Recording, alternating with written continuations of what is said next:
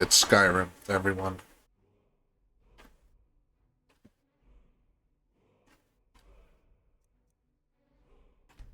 I'm going to spare you the opening cinematic slash character creation screen because it's dull. Um, you can't skip it. I already started just to make sure that my very important mods work and make sure the game runs. It does.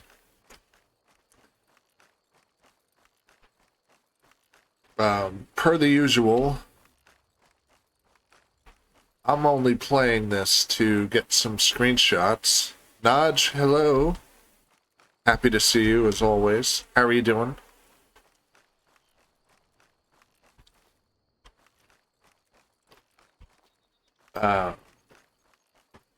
This is another entry in my cataloging of video game graveyards. And I just found one, and I forgot where it is. I'm on my way to Falkreath, because that's the only area in this game, I believe, that has an actual graveyard in it. I'm sure there's some in the Vampire DLC that I'm forgetting about. What kind of food?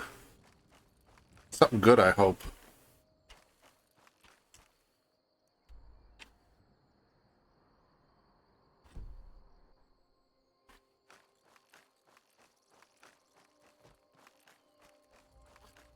I don't remember where this thing was. It was probably here.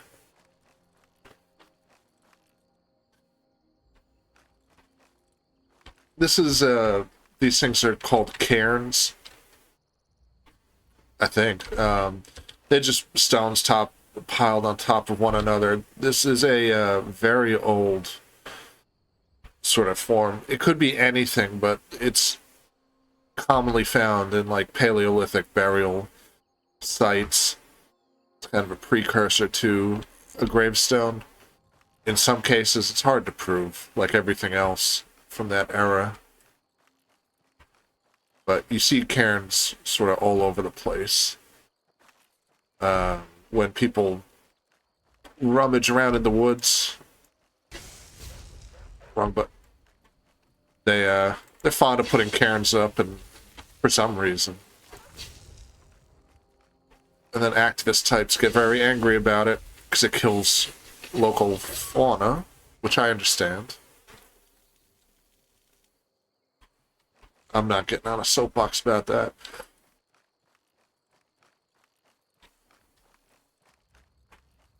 I'm having trouble finding the thing I found. I found what appears to be an isolated grave. And then I decided maybe I should be streaming this. Or at least recording it instead of just taking screenshots, and then I lost it. So we're going to go to Falkreath, where the important stuff is as far as this game is concerned, and as far as I'm concerned. I'm not terribly fond of this whole series. This one's probably the only one I like. And even then, it's, you play it so many times, it just gets sort of, it dulls your senses. But this was a lot of fun when it first came out. And having had no actual experience with any of the other games, so it was all novel. And I'm not the kind who would sit there and compare it to the other games because I never played them. Let's get to first-person mode here. This is the Hall of the Dead, and so far it looks like every other interior spot in Skyrim.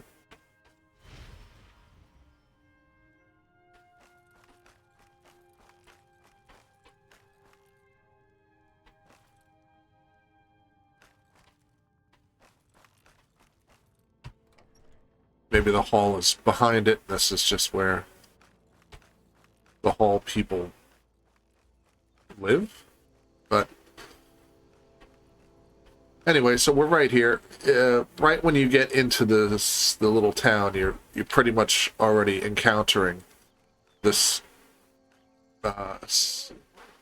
large gravesite, which is absent in the other cities and towns. As far as the lore of this game, everything in this town is like has some sort of death pun to it. I think the inn is named like the Dead Man's Drink or something. Are my screenshot's working?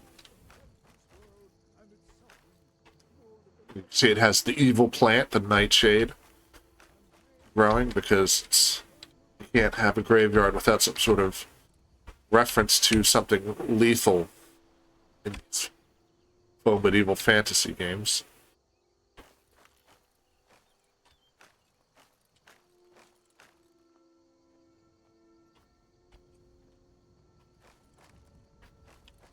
Strangers like you bring war. Yeah, okay. So apparently we just missed a funerary service here. A sad time.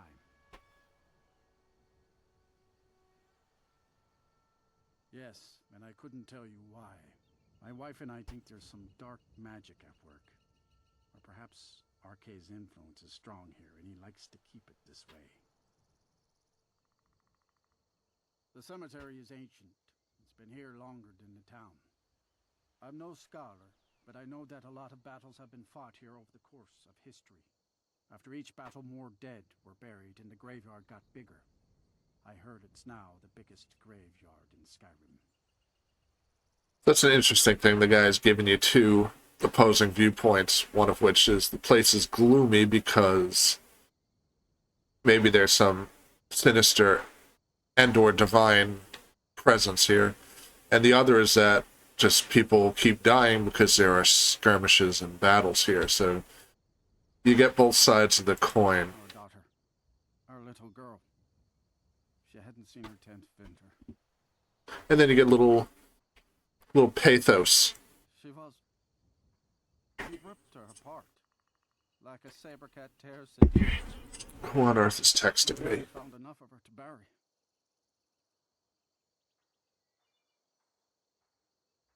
Oh, it's my mother. Usually when I get a text, it's either, most of the time it's bad news. Sinding. But Came true as a laborer.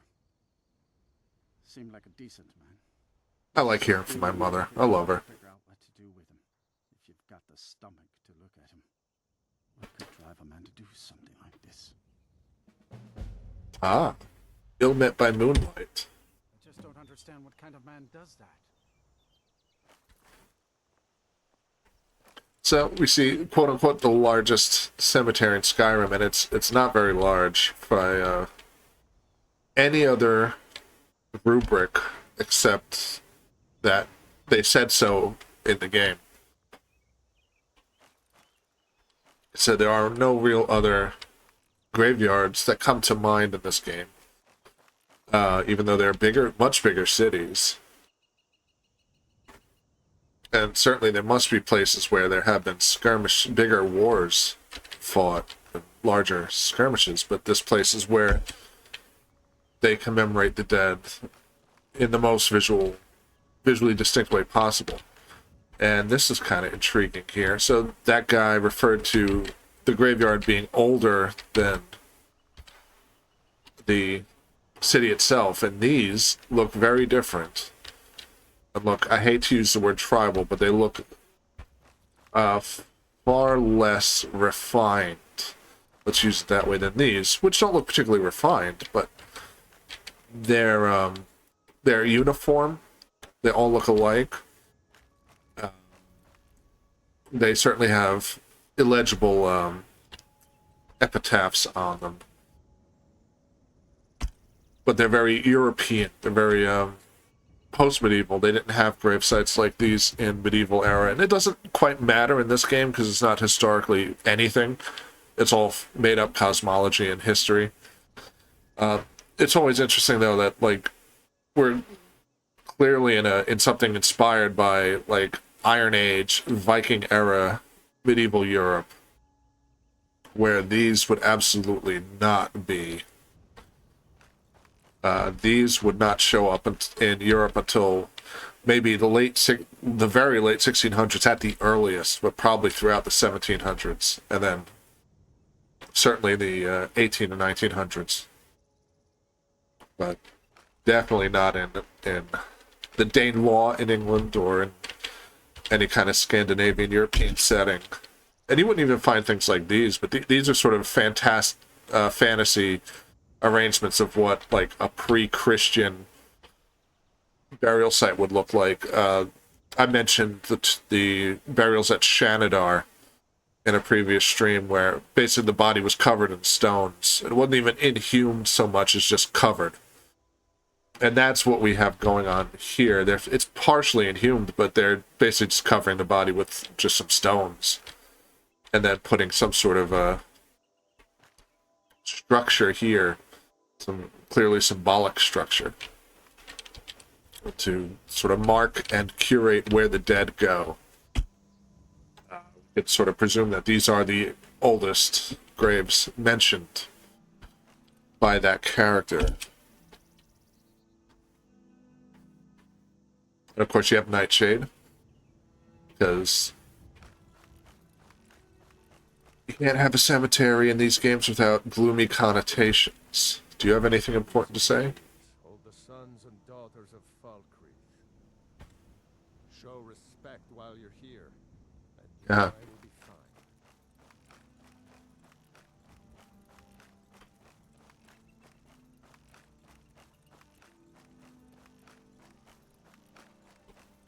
They say Ultimate murdered the High King with his voice.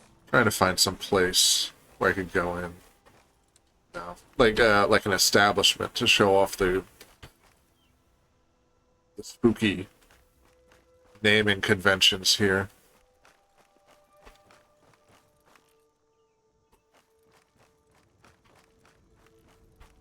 Is this the Jarl's place?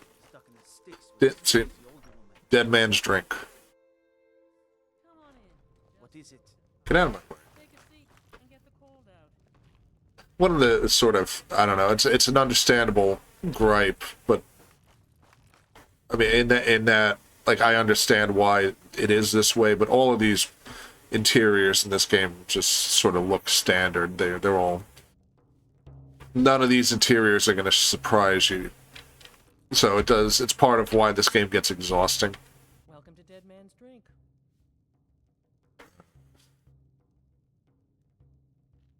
Been talk of a little boy in Windhelm, name of Aventus Aretino. Get this. He's been trying to contact the Dark Brotherhood. Foolish lad. Indara and I like Oh, it's you. ourselves and run our farm. But I don't want to pick on this game. It's you know, very ambitious, and it's clearly of and for its time. Let me know if you see anything you like. Well met. Unlike my brother, I've no... Take a look.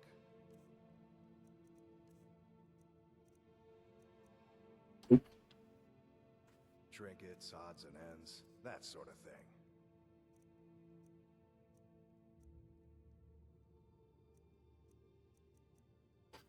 Problem with this, I'm playing with the skeleton mod. The Steal anything from my... only issue is most of the armor doesn't show up.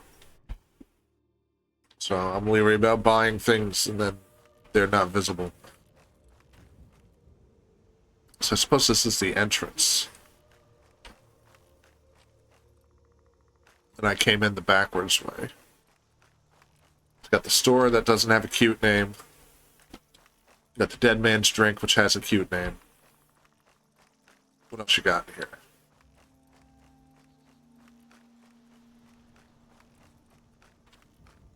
Not interested. The Grave Concoctions.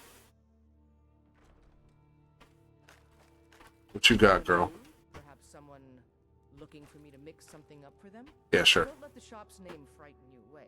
I have plenty of reliable tonics and healing potions to sell.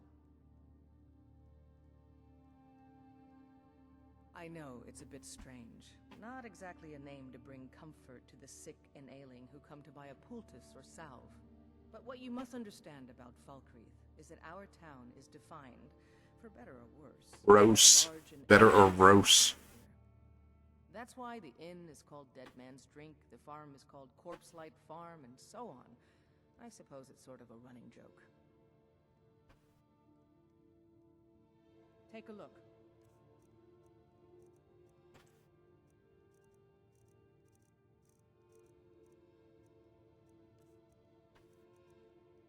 Cute little guppy.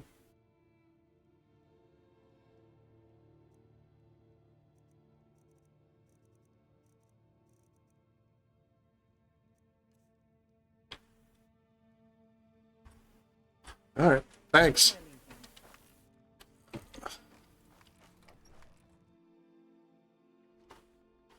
And the last place you mentioned is Corpse Light Farm.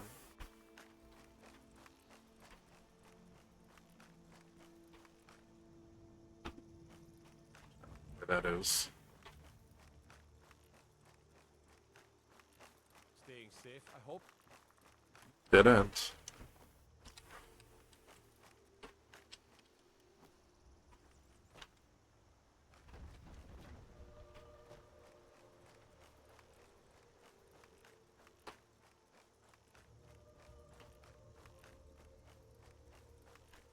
I suppose that's it right there.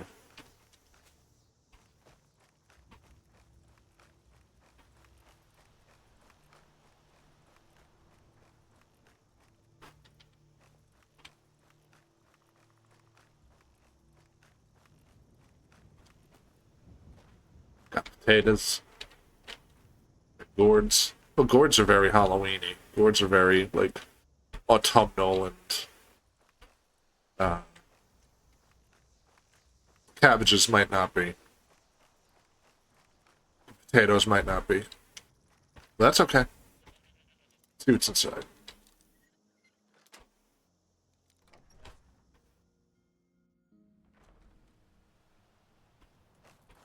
By the order of the yard, you have committed crimes against Skyrim and her people. Yeah, fine. Fine. Impede my progress. There's nothing in there anyway.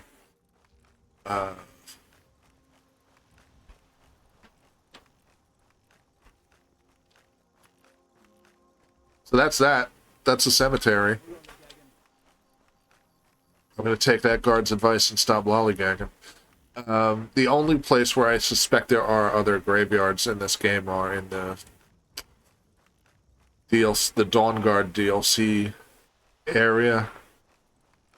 I haven't even leveled up yet. I think I'm still level, like, 0. I don't remember quite how to get to that area, so what are we going to do?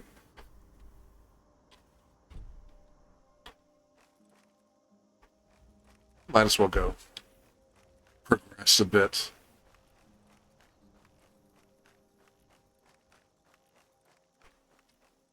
Actually play the game as intended for just as dull as that is.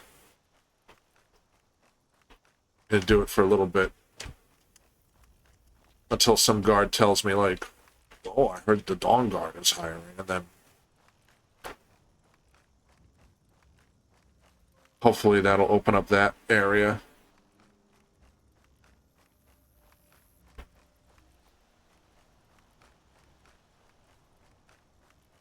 Oh, we could go, it's not a graveyard per se, in the strictest sense of the word, but, you know, you can go to, that first dungeon has a crypt in it, and it's pretty much indicative of every crypt in this game. They just sort of get bigger and more complex, but the actual visual quality always stays the same.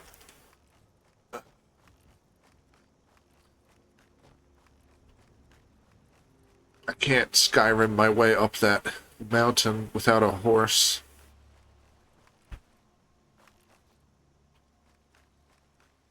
One thing I always loved, and first loved about it and still do, is that this running water texture is just very pleasant. And even though it's probably not as complex as it seems, doesn't hold up when you look at it from up close, but it's really pretty when you zoom out.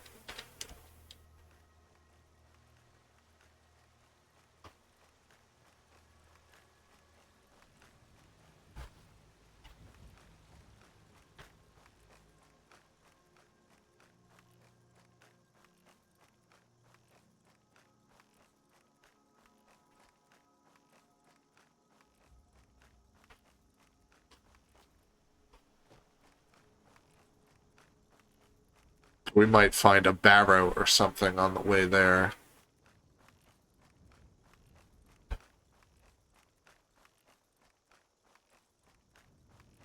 Like that. I'm pretty sure that...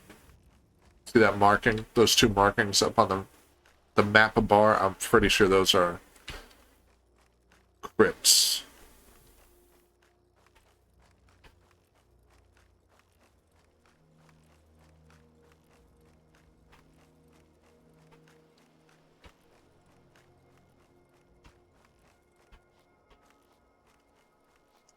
Get it.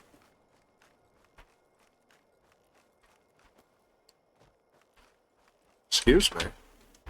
Thank you. We can wind bastion.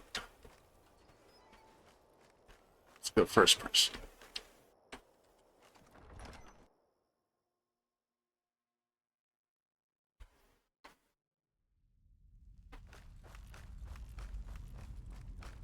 Never should have come here.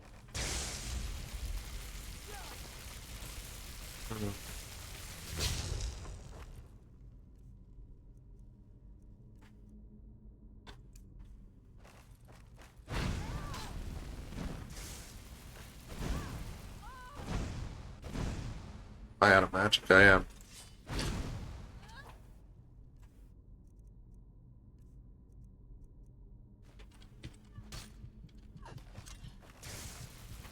Oh, should probably heal.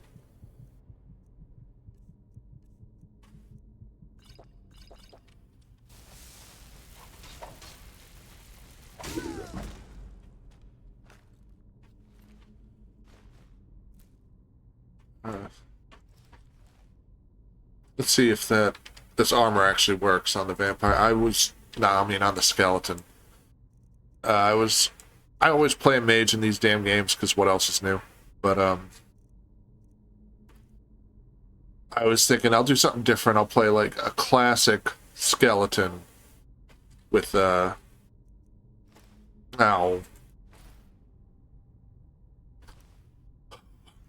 classic skeleton with like big solid iron armor on and a sword and a shield. But it doesn't work with this mod. And neither do the vampire armor. Oh, how unfortunate. So I have to wear scrub-ass armor. At least wear that. No.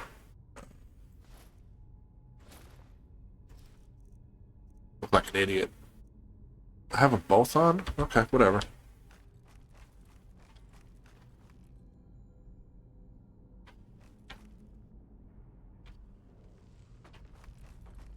Oh, hello.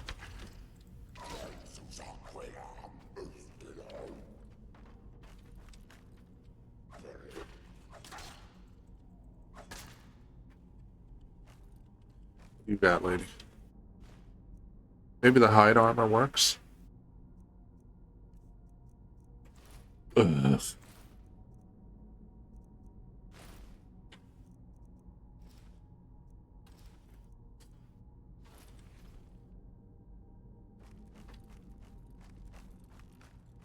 How disappointing.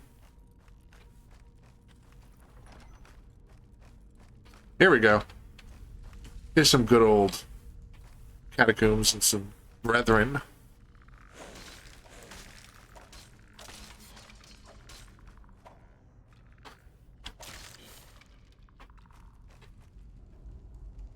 Get out of here.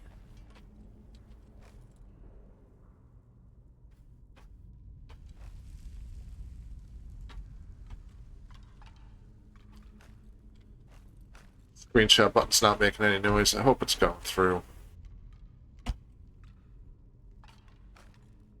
Try my best. If my best ain't too good, then what else is new? Yep, that's a coffin. Love a good coffin.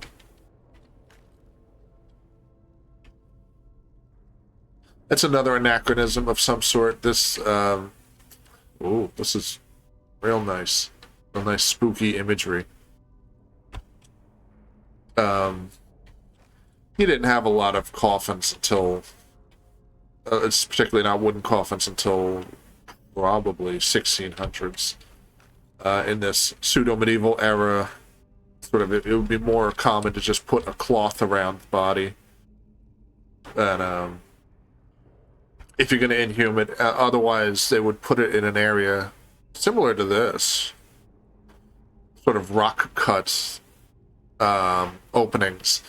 But there would be some mechanism, some sort of environmental quality that would better preserve the bodies. They wouldn't just chill in here until they turned into a skeleton, because that's sort of gross. Like, there's a lot of physical changes that come about with decomposition that are not pleasant. If you, for instance, you look at all those mummies in the crypts in Palermo, Italy, that are all very well preserved and dressed, there's some quality about that crypt. I think the air is cool and it keeps moving. There might be particularly good drainage in the stones or something. I'm not sure exactly what. But there's, for some reason, when you put the bodies down there, they just more or less mummify without issue. And they don't turn to skeletons so much as they just, you know, the flesh becomes leathery, and I'm sure the sextons or the priests or whatever prepare the body in some way. They probably get rid of the internal organs, because I don't know how they would just not turn to goo.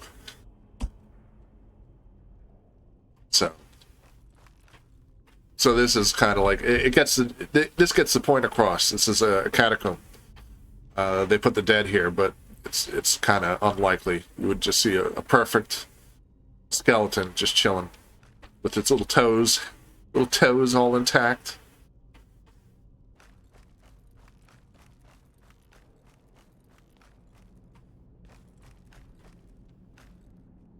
How about this?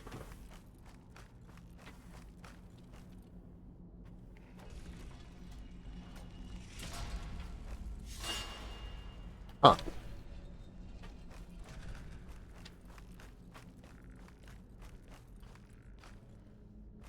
Hey, man.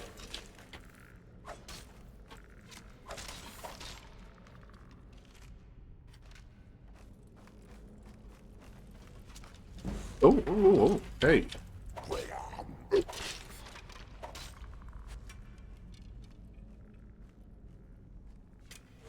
That happens in, it very well could happen in early agrarian cultures, but, oh, there you are. It particularly happens in Southeastern Asian communities, places in Indonesia, and that's sort of the Polynesian area. They are very big on that. They have a special part of the community, like the whatever town it is. I'm not sure that this happens in big cities like Jakarta, but sort of outlying areas, they have a specific part of the community where they put their dead, and they bring them out for occasions. And if they don't do this now, it was something they did. Robert Hertz wrote a really good book about that in the 20s called Death and the Right Hand. And it basically outlines the human response to wet death and dry death, both on a physical level and a sort of symbolic level. When someone first dies, they're in a transient state. Their body decomposes. There's a lot of very dramatic changes that occur. very unpleasant changes. There's a lot of effluvia that comes out of the body. And those changes are also symbolically linked to the human soul being purged of its sins or whatever kind of appropriation to sin that might be in that culture, or they're just in some way adapting from being alive and being in a sort of corporeal body to being a spirit or whatever. It's just as the body is physically changing, the soul or the essence, the individual, is also changing. So that's a very sort of careful time in those cultures, and a lot of them will place the body near the home, but like outside the home, like in a little, probably a little coffin with specific drainage issues or drainage systems, so that the body can decompose and go through what it's going through without like impeding on what's happening in the house itself. After that point, the body is dry, and then you encounter what Hertz refers to as the dry death, which on the physical level means that you can now like touch the body. It's done. It's done decomposing. So they're either mummified or they're completely skeletal, or they're somewhere in between, but they're no longer exuding fluids. They're not subject to detritivores, even like bacteria, but also like insects and like small mammals or big mammals, sort of deriving nutrition from the body. There's no more nutritional value left. So no one's messing with it, and you can touch it and it's not gonna be gross. Like, you're not gonna have slime on your hands, and it's not gonna be like it's not gonna harbor diseases. So on a practical level, that's where the body stops being wet and becomes dry. And then metaphysically and symbolically, this person is done going through the purgative process of dying and is now, in like capital letters, an ancestor. So then they're removed from that little place in the home and put into a communal spot where the dead are. It's not all entirely different from like Western medieval European practices. They just did it slightly differently. The whole process of being put in a graveyard is the same thing from, I want to say, at the earliest, probably the 1100s AD, until like graveyard reform in the 1800s. In the early 1700s, people were using graveyards as little places where, as sort of vectors for decomposition, tying into the notion of purgatory. So the body's still going through a purgative process, but the cosmology is different. I really need to play any Metal Gear Solid after 1. I've only played 1. I know I'm missing out.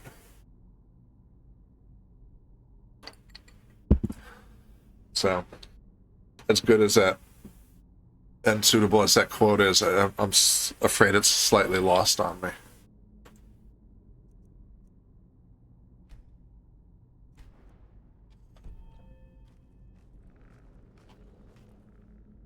Yeah, that's my soapbox as far as sort of distinctions between wet and dry death and agrarian cultures. The proximity to death, like corporeality of death, changes very dramatically after 18... Well, I'll be conservative here. It changes dramatically after about 1760. Read my book when it comes out. I talk all about it. This was the subject of my PhD thesis. What was I going to say? I lost it. Oh, the visibility of like the corporeal deaths really drops off in the Western like viewpoints in the late 1700s, maybe earlier.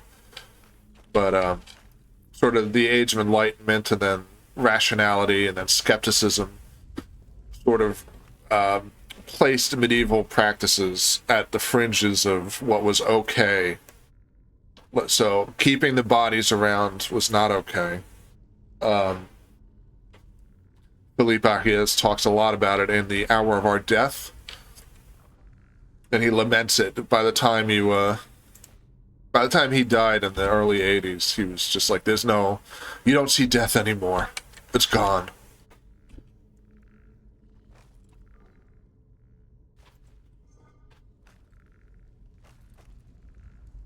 And now when you do see it, it's sort of in a like in a setting like this where it's just removed from reality, or it's cool. It's just some cool image, and it's it's associated with subcultures and humor. The skeleton is a very satirical image, and it has been since the Satyricon.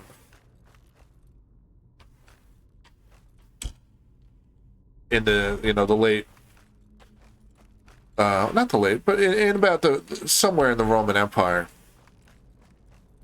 the pre-Christian Roman Empire, the skeletons were like comedic and gesture type images, and they get very serious in medieval Christendom, and then they come around in again the 1700s. They become a satirical image again, and even earlier than that, maybe in the late 1500s with Holbein and the Dance of Death, he flirts with it.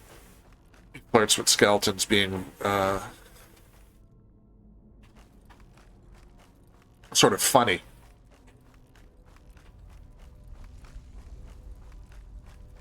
But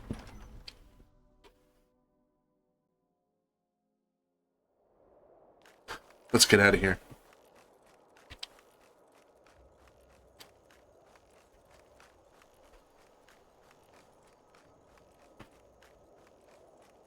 So I think we got the stripe of what an ancient crypt looks like in the Skyrim universe.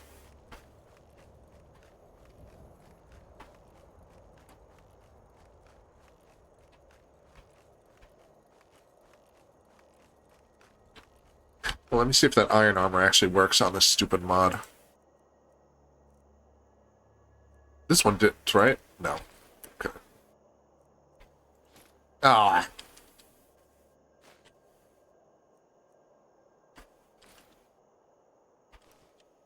Get the fuck out of here. Waste of my time. If you're interested in this sort of stuff, yeah, Philippe Ariès, The Hour of Our Death. This one's hard to find, but if you can't find it, it's really, really cool. The English Way of Death, The Common Funeral Since 1450 by Julian Lytton, L-I-T-T-E-N.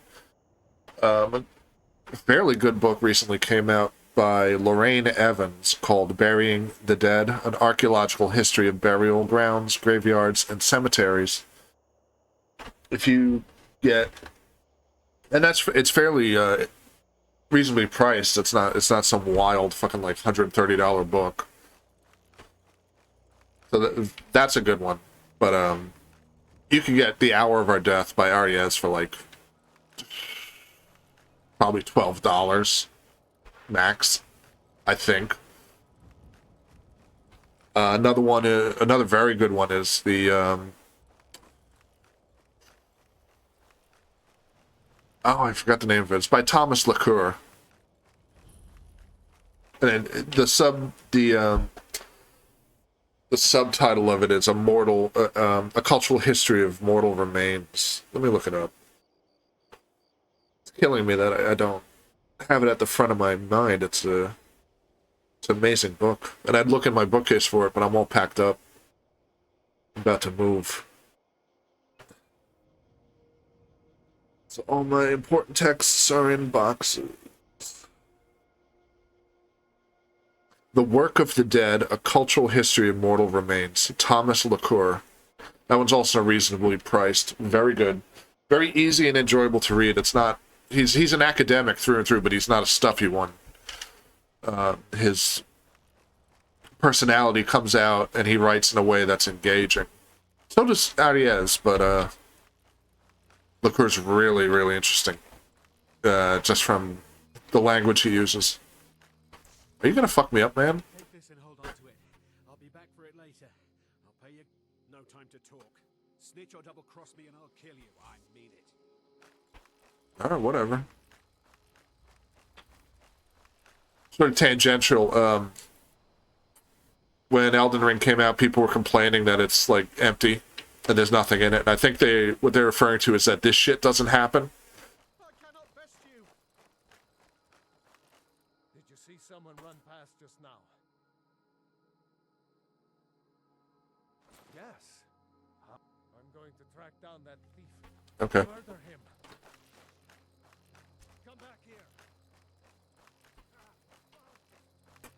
But now in hindsight, well, at the time when that complaint was levied against Elden Ring, I was like, you don't get it. It's just big Dark Souls, right? So you clearly just are not understanding what's going on. But now I'm like, this would be funny if, like, you just running through Dark Souls 4, aka Elden Ring, and then some dude just comes out and just starts talking to you. Totally doesn't work with the theme of those games where everybody's against you and nobody's friendly. But oh well. Yeah. It'd still be funny.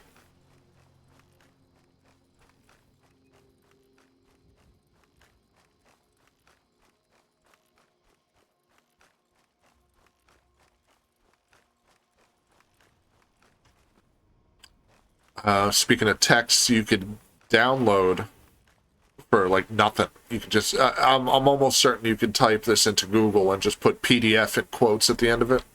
If you look for Robert Hertz, Herz, Death in the Right Hand, you'll find it. You don't even have to spend money on it. Well, that one's a little stuffy, but like skip through paragraphs if they're just like unbearable to read, and just wait until you get to the good stuff. And then go back if you have to. He's pretty verbose. Yeah, Patches just shakes you down for money. You get arrested for touching, like, a tangerine.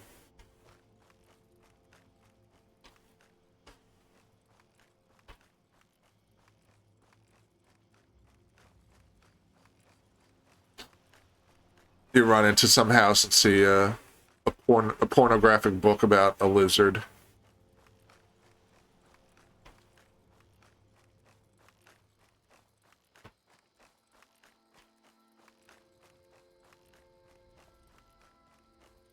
How far away am I? I feel like I'm going nowhere. No, I'm right there. Alright.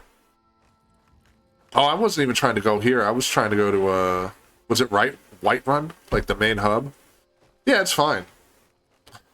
It holds up. It's there are some parts that look like shit. Like when people speak to you and you look at them speaking, it's awful.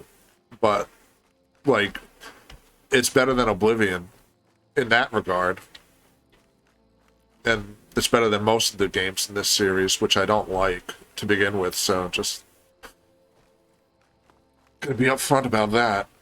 But like it looks great. I mean, my only mods in this game are, I'm playing as a skeleton. And I have a mod where you could use, like, just ordinary items as weapons, and there are sides in here, but I don't have any, like, any upgrades to the actual visuals in this game, and it's pretty. If you don't want to sit there and zoom in on any given texture, you really don't want to do that. But like if you zoom out, it's really it's nice. I think it holds up pretty well for a 14-year-old game, 15-year-old. I like this one. I hate the Elder Scrolls though. I hate it. I played this one first and thought it was really, really nice and quaint and interesting. And I think I played the Elder Scrolls Online for a while, and that has its moments and its very serious flaws. But Every time I try another one of these games, I'm just like, ugh. Ugh. So, as far as I'm concerned, this one's fine. This one's perfectly fine. You're right. Follow me. New to Riverwood? If you're looking for work, go see Hod at the mill. Of course. Here's the key to the house. What is it, Stay as woman? long as you like. Been drunk If on there's the anything job else you again? need, Yeah. Just... You can keep the apple. I don't want it. Raylo, The level scaling is annoying. It sort of... down. If you're, like, the kind of person who power games or whatever, or is very worried about numbers... I want to get this thing out, my map. There we go. Yeah, if you're the kind who's like worried about numbers, then this game rewards you for not leveling up. But and it rewards you for like murdering your way through it. Like if you want to be like immerse yourself in a story or have any kind of nuance in it, this game won't really you could do it in this game. It's just you sort of if you just kill your way through the whole game, it's fine. It's perfect, you know. It's easier than everything else. Alright, yeah, so I didn't. I played this first, and then Dark Souls made no sense to me until I got used to it. Because I was expecting this, you know? If you played Dark Souls and are expecting Dark Souls from this, you will definitely be disappointed.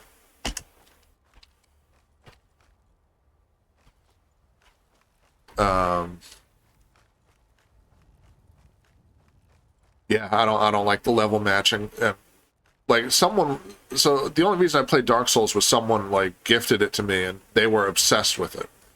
So I kept asking them questions because I struggled so bad with that game. And I was like, do the enemies like level up with you or like, am I going to be punished if I level up? Like if I just sit here and grind? And the guy who gave it to me was like, no, what kind of stupid question is that? Like, what game does that? I'm like, well, this. Skyrim does that. If I level up, I screw myself. Yeah, okay. That same, but like, yeah, I prefer all of the Dark Souls games over this one. I'll play 2 instead of this. Because I enjoy it, but it gets dull. Very, very swiftly. And, it's sort of bullshit hard. Like, just things will come out of nowhere that like, sort of one-shot you, and you're like, well, I have no way of dealing with this. And it's like, alright, so we're coming up against some giants here. That's a contextual thing. Like, you get fucked up by a giant, and then you're like, okay, I'm just gonna ignore these things. But it's... I played this game where you're just sort of running around, like getting from one place to another, and just some spider comes at you and you're dead. It's like, well, that's fucked up. But, like, in a way, completely the opposite of Dark Souls, where everything's sort of very, very curated, and the difficulty is curated, and you're not particularly punished by it. Here, you could be pretty punished by things beyond your control.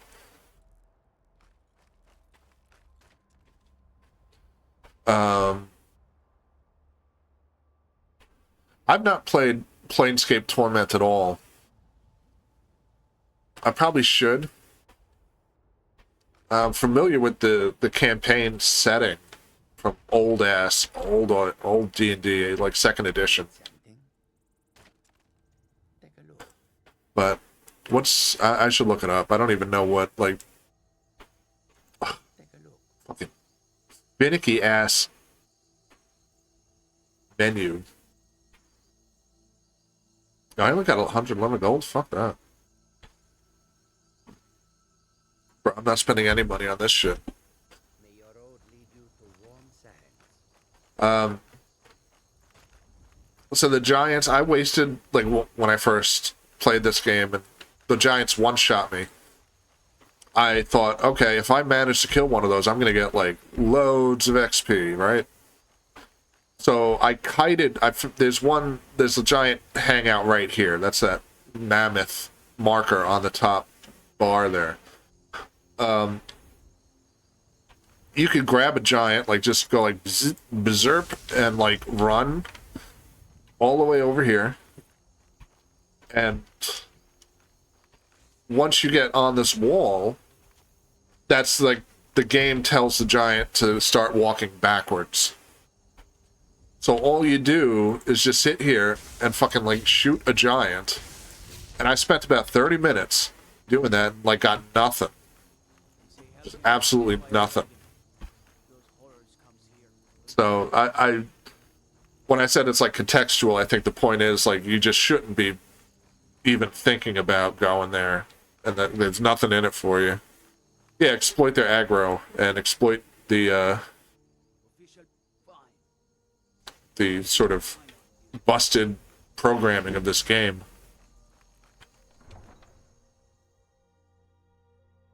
The dragons, one of them, there's some random attack they do where it just, they eat you. And, like, it's only happened to me once, but I was like, I can't do anything about this. What do you want me to do, game? So, and if you're not the type who auto-saves frequently, like, I haven't auto-saved at all. I haven't been paying attention if this game does it automatically, but, like, if you don't, and then, like, that's it, you just get a random encounter with an insta-kill, and you gotta go back, like, 30 minutes. That's ridiculous. But, well, it's a video game, it's not life and death, you know? You look worse than I feel. Experience I can handle. This talk of dragons, world gone mad, I say.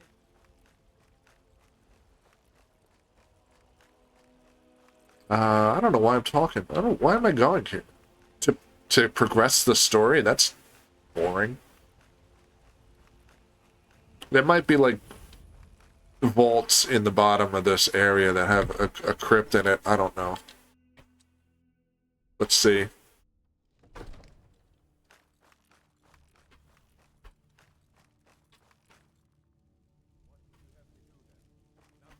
Staying safe, I hope, my lord. What's the meaning of this interruption? Jarl Bob. Well, Oh, we can just skip through this, shit talk this series more. Jarl will want to speak to you. So, you were at Helgen. You saw the... By Ysmir, Irileth was right. Okay. What do you say now, Proventus? Come on, man. Let's skip this. Trust in the strength of our walls? Against the dragon? My lord, we should send troops to Riverwood at once. It's in the most immediate danger. The Jarl of Dragon is lurking in the It's also another issue with these Bethesda games. Like, you're supposed to be enraptured with the quality of this story and its dialogue, and it, even at the time, I was like, can we skip this, please? by while the dragon burns my hold and slaughters my people. Irileth, send a detachment to Riverwood at once. Yes, my Jarl. If you'll excuse me, I'll return to my duties. What? Would be better. What? Oh, shit, I guess I'm a vampire. You sought here. Take this as a small. There is. Come, let's go find my court wizard. He's been looking into a matter related to these dragons and. I know Skyward Sword is one of the Zelda games. I never played it. Come to Dragon's Reach to the... What? Project? You think you could help me? What? Please forgive my earlier... Now... It's probably better than this. I mean, Yes. Well, when I say fetch, I really... Straight to the... like, this isn't a great game. It's just sort of, for some reason, it's culturally, like, prominent. Sort of everybody has some Skyrim thing about this. So everyone has some sort of Skyrim story.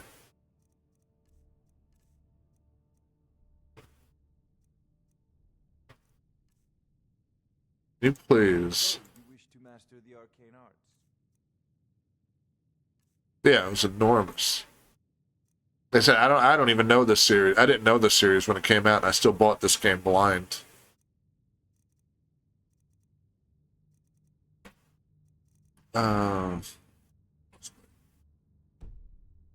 I don't, man. You know what?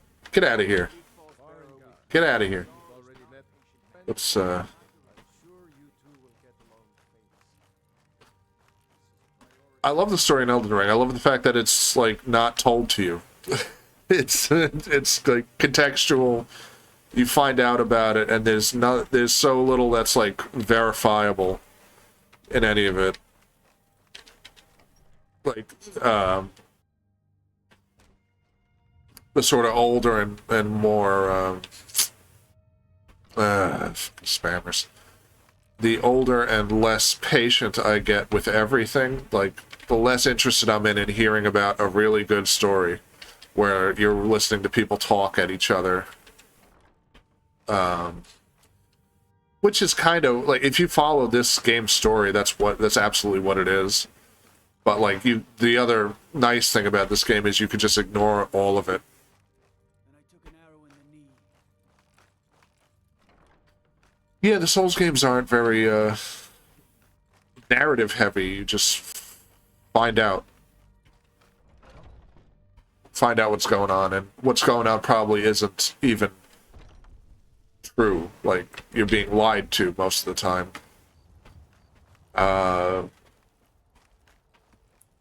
Hate to keep oh, great. Can I just jump down? I want to get out of here. Is this shit gonna kill me?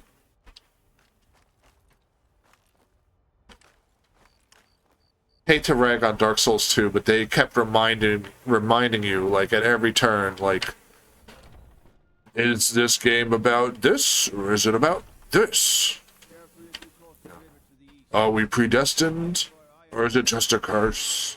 Or is it the nature of man to fail? It's like, I heard that like 4 times. By like 3 different characters in the first like hour playing that, listening to people talk. And it's so unlike the rest of the games, where they just don't tell you anything. It's very heavy-handed, and it's in service to very little. Which I guess is like, you know, you said a while back, a non-statement is still a statement. And that's a good example of that being exhausting. It's like, I get it, but I'm not particularly thrilled. Like, thank you.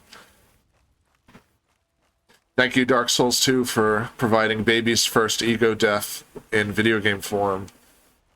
And, medieval fantasy existentialism. Appreciate it.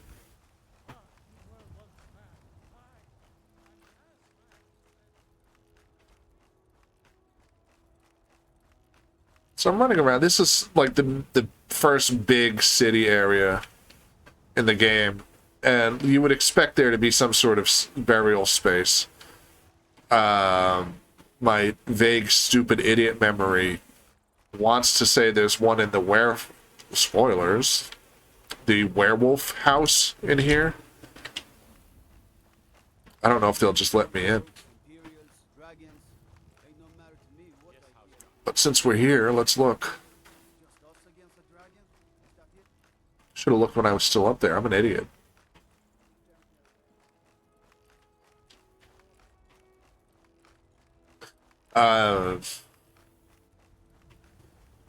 Oh yeah, I remember that.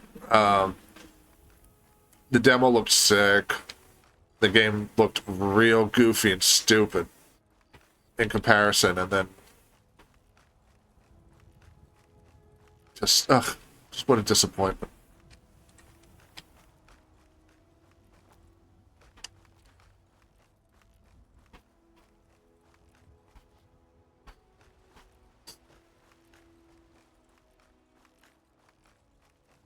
I'll give it that. The lighting still looks good. From what I understand, and this is like secondhand info, I have not done anything to verify this. I heard that like the original idea of that game was going to be like a pure sort of horror game. Like your character has no agency, and you're sort of running around through like the actual darkness of the game was like fatal, and that's where the torch system came in and how important it was to light up areas of the game. and then you would rescue people, and they'd go to Majula, and then, you know, everything would build up from there. And that would also explain the travel, like the warping, because you're just sort of going through into and out of all of these indistinct areas. It's not part of a solid geography like Dark Souls 1. And then it just got borked with the production. So I'm fairly certain whoever's like Bandai or whomever is above From Software at the time was like, this needs to be like Dark Souls. You need to remind the players that this is a Dark Souls game, so don't do anything like innovative. You know, don't go too far off script or off concept. So you had all these really cool sort of elements in it, like all the lighting stuff, and it was just nothing. They didn't do much with it. What are you waiting for?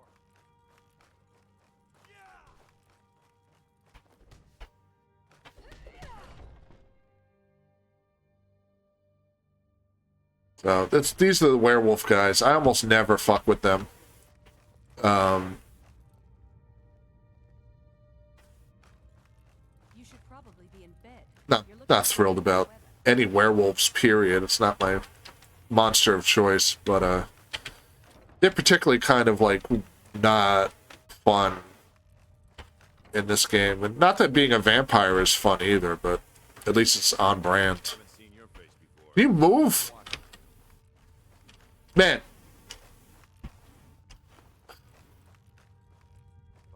Yeah, the director, what was it, Yuki Tanamura? And then he's been involved in all of them after that. But like clearly Hidetaka Miyazaki is like, no, I outrank you.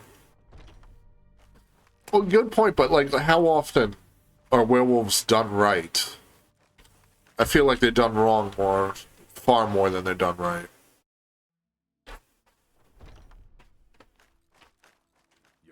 Like American Werewolf in London was good.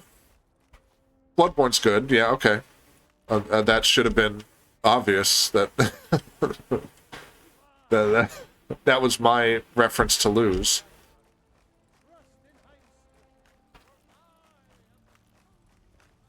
Yeah, they were very cool in Bloodborne. Especially because... Oh, here we go, this is a crypt. I knew there was one in here. I'm sort of thinking about, like, in cinema, you don't get a good werewolf very frequently. Hello, Raxity Allman. I don't know... I don't recognize your name. I'll feel bad if you told me already, but... and I forgot. Everybody on this damn website has a wildly different name from the website where I interact with people. Oh, shit. Hello. Hey, Justin. Nice to see you. Hope you've been doing well. Everybody's going through it lately. All my friends. So... greener pastures are... approaching us, I hope. Coppola's Dracula had a really good werewolf form. The strength of it was that it was like slightly more man than wolf, so it's very very unnerving. And the other strength of it was extraordinarily brief. You see him once and then never again. Oh, I forget if there's a fast swap in this game.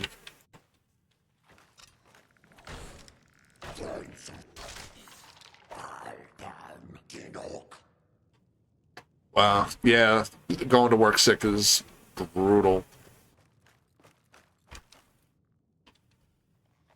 But, you know, we all gotta go to work. Unless we don't. How's that for a pious statement?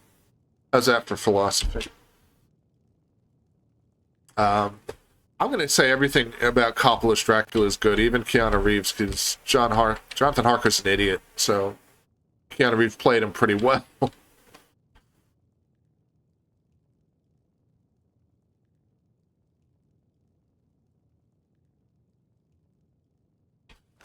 A lot of people have told me Dog Soldiers is a good, solid werewolf thing, but I don't believe them.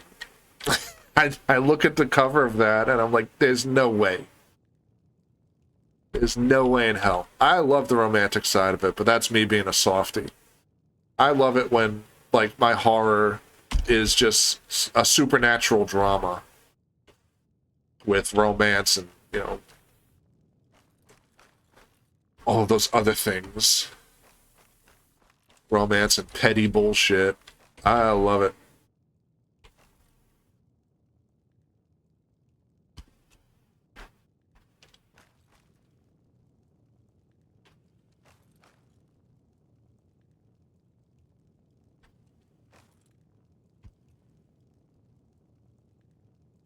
Well, yeah, I mean, that's... Let me ruminate upon that. Because that movie does something that, like, I criticized for the Castlevania Netflix for doing, is that the villain is, like, very sympathetic. And then it's sort of like, yeah, Coppola might not balance that very well. You sympathize with Drac for, like, fighting against the Ottomans and God just saying, like, no, F you. But then, yeah, he just eats babies and rapes and murders Lucy, and then tries to steal Keanu Reeves' woman. And weeps when she's like, "This is wrong." That's my favorite scene in the whole movie, when he's weeping in the large expanse of blackness, and there's only candles around him, and his face is all monstrous because he can't control himself. He's just racked with grief. And it's like, so it's discordant in that way. It's like, you're sympathetic and you have these real human emotions that anybody can empathize with, but you're also doing, like, really terrible things. Visually, it's amazing. It's stunning.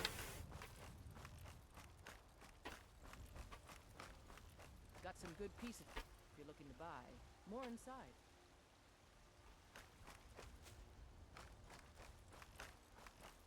But I never really gave that a lot of thought, because I just love the movie and don't want to criticize it. It's out of selfishness. It's like, no, it's great. You're wrong. But yeah, I don't know. You got a good point. And it's also, yeah, the Women Like Bad Boys thing, that is absolutely a product of the 90s. That's like the Lost Boys. I hated the new Nosferatu. Good lord. Don't get me started. Oh.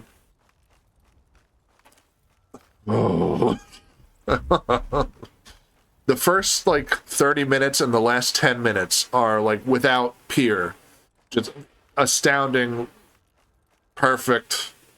It's everything else. It's the rest of it's the other, like, hour and 40 minutes of that long-ass movie that are just pure wasted potential. Robert Eggers not knowing what to do with the subject matter. Because he knew what to do in the beginning and the end. And then he's like, well, we can introduce all these ideas and then not actually work with any of them.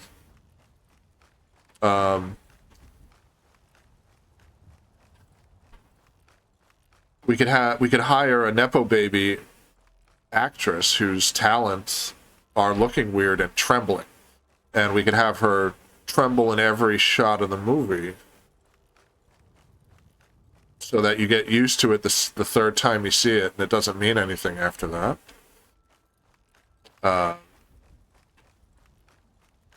terrible. She's terrible. The servant, the Renfield type, he was good. None of the actors were bad. Orlok was perfectly fine. He looked good. What's his face did a really good job acting him, and then another issue, another big glaring problem is the exact moment where I'm like, okay, what kind of movie is this? Is yeah, she was like a whippet. It's like a small Italian greyhound, just like afraid of a plastic bag. So when you, all right, I'll say this much. So the I'm using the Dracula names because I don't remember the Nosferatu characters' names. When Harker first meets Orlok, and they're doing the signing of the contract sign, and that's the best version of that scene in any Dracula that was ever filmed. It's the best one. It's panic-inducing. It's eerie. It's freaky. It's fucked up. Oh no. Oh no. I got on a tangent. I forgot where I was going. It really came. So Coppola's Dracula does something good that the rest did not before that, which is it makes reality function differently in the presence of such like potent evil. Dracula is so evil and unnatural that like gravity changes, the way light works changes, light and shadow do not operate correctly. Things like that. Just reality is warped in his evil presence. That works in spades in Eggers and Nosferatu. Just you could feel like the contours of reality just dissolving in the presence of this thing that is at that point still like he's a corpse. Orlok is just straight up a rotting corpse, and it should be terrifying, and it is. What's his face? The actor who played Harker, whose name eludes me, was just freaking out, and it was really effective. And then, so this is a horror that's very implied about, like dealing with the dead, the corporeal dead, and it's really, really freaky and unnatural and weird. And then, like, Orlok pops out of the coffin 15 minutes later. Oh shit. Fuck you. Oh, Tabby. If that's a Tabby I know. Thank you so much. That jump scared me. I keep forgetting I have an alert like that. Thank you muchly, Tabby. Love you. Then, so like 15 minutes after that scene, which is impeccable, like big, old, muscular, naked Nosferatu kicks his way out of a coffin and just turns into like, superpower monster man. And just like throws shit everywhere. And it's like, okay, which is this? Are we getting that kind of movie, or is this going to be like a unique movie? This fucking game, is it a good thing or a bad thing? It's probably a bad thing right now, just watching me like scale up mountains. It's going the absolute wrong way. We were kind of shit talking this game for a little while. So, yeah, I don't know. Regarding Nosferatu, after that, the movie just sort of crumbles under the weight of its director not knowing how to handle the subject material, as far as I'm concerned. And it's a shame, because it started off so strong. And it ended amazingly. Then the final shot with the... Like the desiccated corpse is what Orlok should have been the entire time. It should have been just like, there's no way in hell I am dealing with a corpse. What is going on? But like, he's this muscular, superhero monster movie guy. It doesn't work. And the like, you will be visited by 3 spirits on Christmas Eve thing. It's like, no, don't do this to me.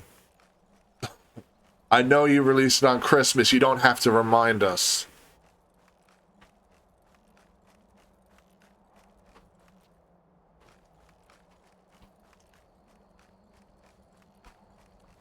Well, I'll give you, yeah, I'll agree with you there. The good parts of that movie are so good that I should not be pissed off that the bad parts piss me off the way they do, but they did.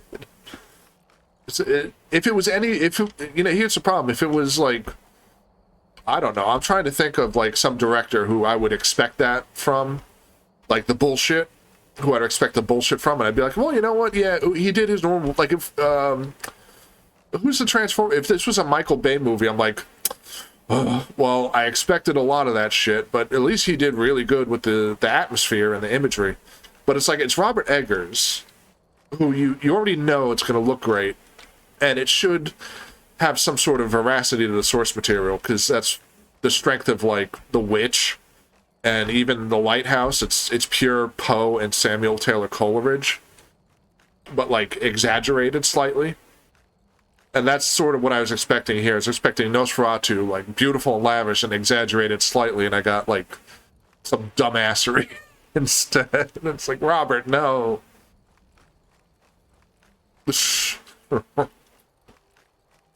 I don't direct anybody. I don't know anybody. Yeah, I think I'm gonna wait until, like, someone I trust says Guillermo del Toro's Frankenstein is good. It's not because I don't trust him. I absolutely trust it's gonna be good. I just, you know, I can't trust del Toro, like, 100% because Hellboy 2 and Pan's Labyrinth were so not great. I'm like, well... But I shouldn't hold that against him. He's got an extraordinary track record past that. I have a movie called The Bat. It stars Bela Lugosi, and it is black and white. It's not my favorite, though. Where's Aracel? I gave Aracel a copy of that movie because I had 2 on DVD. Yes, I have The Bat. Yes, it's one of Bela Lugosi's better roles. He's not a great actor. I'm not trolling you. I had look it up. Look it up. The Bat starring Bela Lugosi.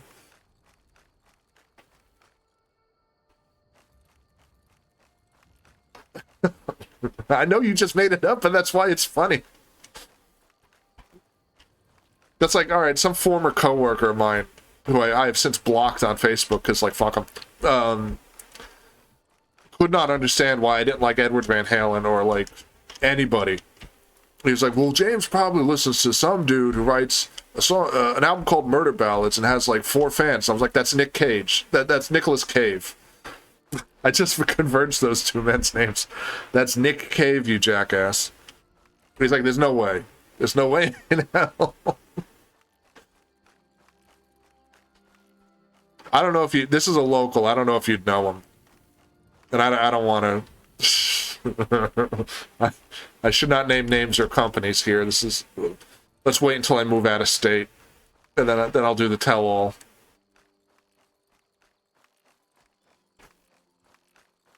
I really don't know where I'm going. If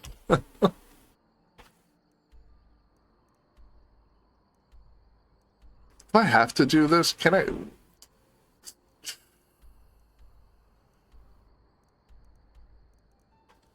Fuck it, I'm here. I might as well. Yeah, I know. It's like... Alright, so, like...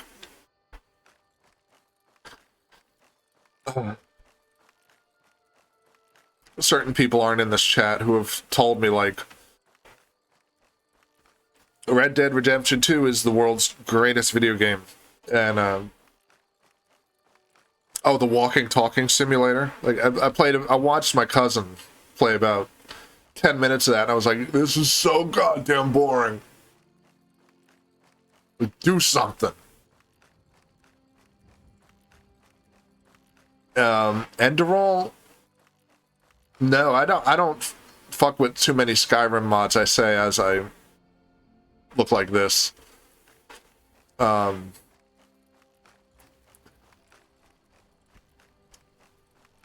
If I... Should I play it? Is that... is that a recommendation?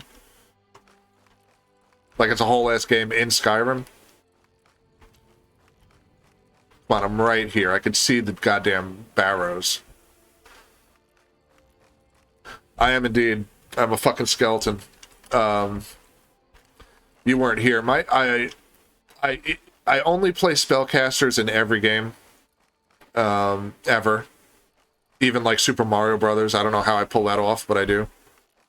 So I was like, you know what? I'm going to do something different. I'm going to play a classic Advanced Dungeons and Dragons skeleton with like iron armor and a big ass mace and a helmet and a shield, and I'm just going to roll through this game looking badass and just like smacking people.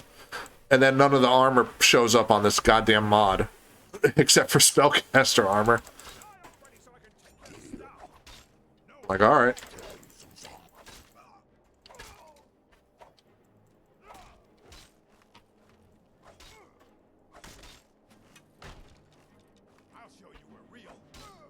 Give me that.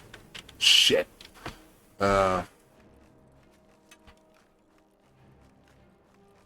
Yeah. The cinema games I have no real affection for. Okay, worse than that, like I'm doing destruction in this one, which I know like becomes useless swift with the swiftness. But my go-to was conjuration and like necromancy in this game, obviously, but like it's so trash. It's just not even fun. No, there's nothing fun about this game. It's garbage. It looks nice. It looked even nicer 10 years ago. That's it. Those are its strengths.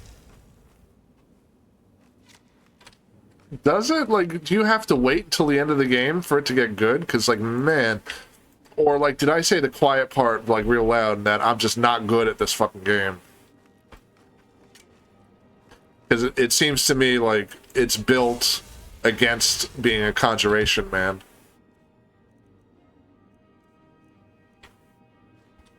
Jesus, scythe. But, like, so, like, you can run around with a two-handing weapon and just sort of stroll very leisurely through the game without any kind of challenge.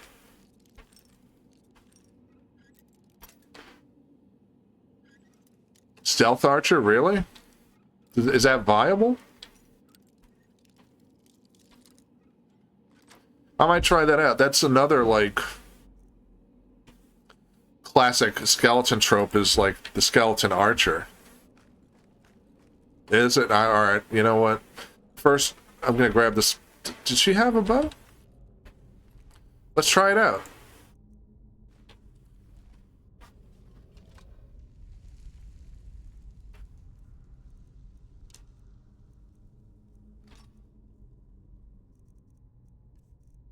Make sure I'm not wearing any, like... Oh, this is all light armor. That should be fine, right? I have to train sneak. There's nothing here to sneak.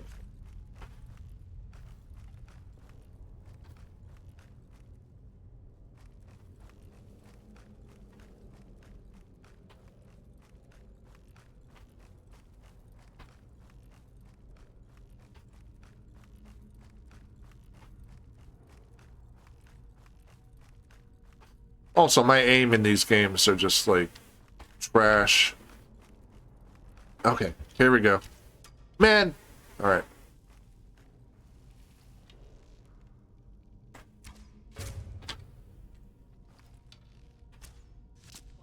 No, run.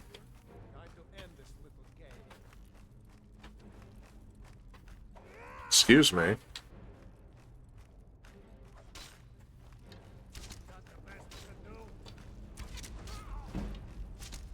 Ouch. Oh, shit. Oh, what did I do? Did I push the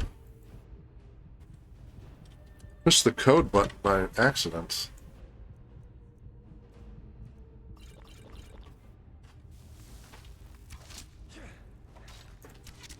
Hey man, I need you to die. Shh.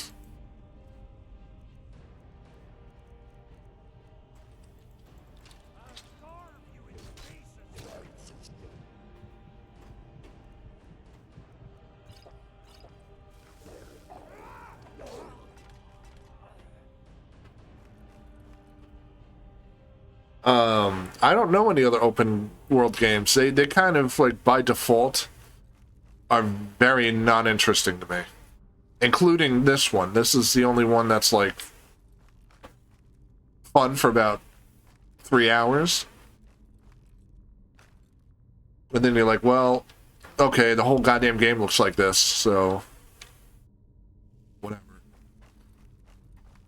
And here we got the quintessential Skyrim puzzle that nobody is supposed to be able to solve.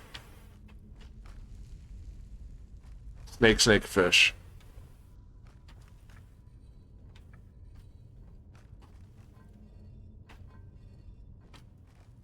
I sort of feel like Elden Ring shouldn't even be considered open world. It's just kind of non-linear. That's maybe a dumb, hyper-semantic bullshit distinction on my part. It feels like non-linear Dark Souls, which is fantastic. That's not a complaint. Yeah, I'll read Thief. Oh, I thought it would give me stealth. I don't need to pickpocket.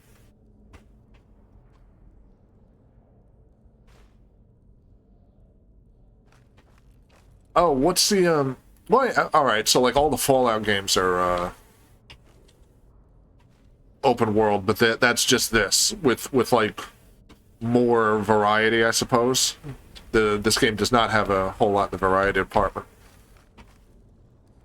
which might be Fallout's strength over it. Hey man.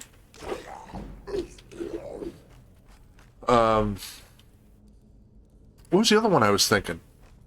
Oh, is Breath of the Wild, is Breath of the Wild open world? I never played it. I haven't played any Zelda game after Link's Awakening, the Game Boy one. I sort of lost... No, that's not true. I played Majora's Mask. After those, I just kind of went like... it's not for me. But,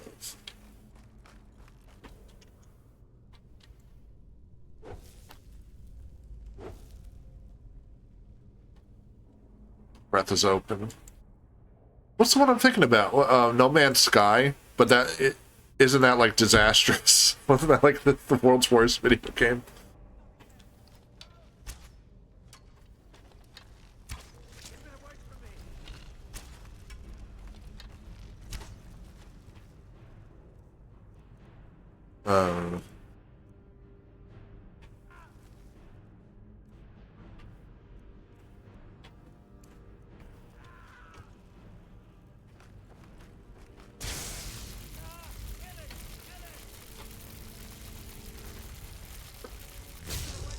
Oh man, this guy is tanky.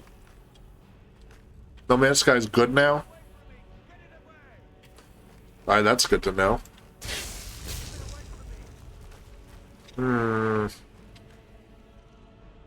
God damn it. I keep touching the fucking, like, I know what I'm doing, I'm a coder button.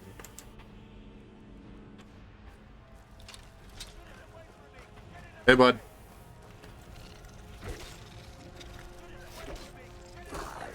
See, I was talking about this earlier. This game, like, programs certain spots to where it's like, okay, you can't do anything now. I'm just gonna sit here and push the win button. And like, oh, okay, never mind. Motherfucker's poisoned me.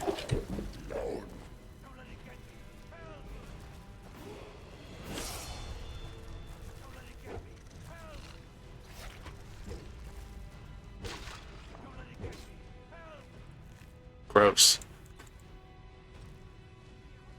Alright, thanks for showing up. It was always a pleasure.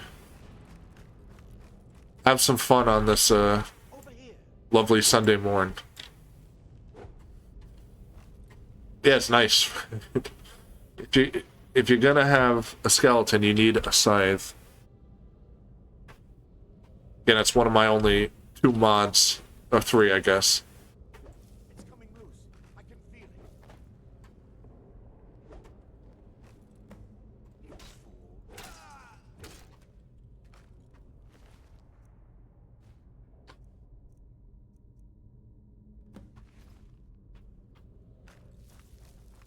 The other mod I got, it's my favorite one in this whole stupid game. It lets you use ordinary items as weapons. So, like, last time I played this, I had a gravedigger character with a shovel that you just use as a two-handed weapon. But I haven't seen a friggin' shovel yet. I've done all my screenshots of... I guess I haven't. So, here's something I alluded to at the very beginning of the stream about how these sort of rock-cut tombs would have historically would have like bodies in them, but they would be like this. They'd be desiccated. Get the fuck out of here. Get the fuck out of here. I'm trying to give a lecture. Earlier in the game, I found these that had... Oh, that's a nice sword. I found these that had skeletons in them. Or this is... Okay, this is even better. God damn it, I'm trying to fucking educate people. Who else? Who else is gonna fucking interrupt me? You? Come on.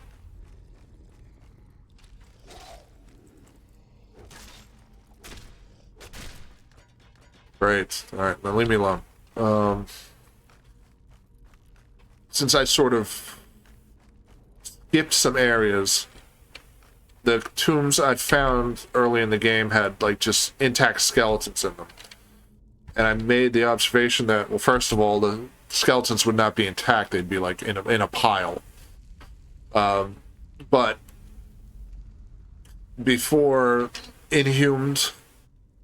inhumed graveyards and cemeteries we're familiar with were common, particularly in, like, the medieval era and the Iron Age era, the most common way of, other than cremating a body, was just to wrap it in a shroud and just put it somewhere, either in the ground or in one of these rock-cut tombs. These are a little, like, stylized to appear as though they're fantasy Iron Age Scandinavian.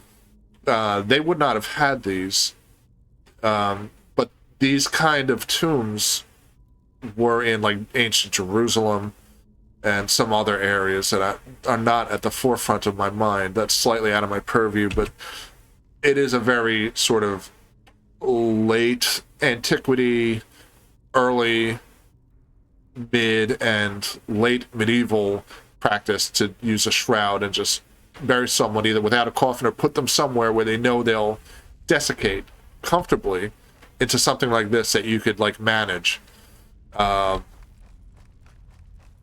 I'm not going to repeat my whole lecture about wet and dry death, but I'll sum it up very quickly. While the body is decaying, it's not pleasant to touch. So, cultures that, like, had some kind of real serious concern for the dead and the curation of the dead would wait until the body was dry to touch for not only health and, you know, physiological concerns and, you know, to keep disease and detritivores away, but also because on a spiritual level and a symbolic level, the changes that were happening in the body were indicative of the changes that were happening perhaps in the soul. So when the body was dry and finally decomposed, its work was done, and it's now officially an ancestor. This is one of the things I like about this game. They show you early on. So we see the skeleton up there, which you can tell if you look at its toes. Like, those would not be toes. Like, if the skeleton's fully decayed, those would be in a little pile just underneath its ankle. But it's a video game. You know, we need to know it's a skeleton. So what are you going to do? So you have a fully decomposed skeleton in the tombs. You got we saw a desiccated one. We see a wrapped, shrouded one. And now we see this guy, And all is good, right? All's good until we get a little close, and he's supposed to wake up. Give him a little love tap there. This game is buggy as hell. Ideally, when you approach this thing, it should just like come alive. So it's a nice touch about showing you like the decomposed bodies that are supposedly inert, and like oh surprise, they're not. You know, we're having a problem.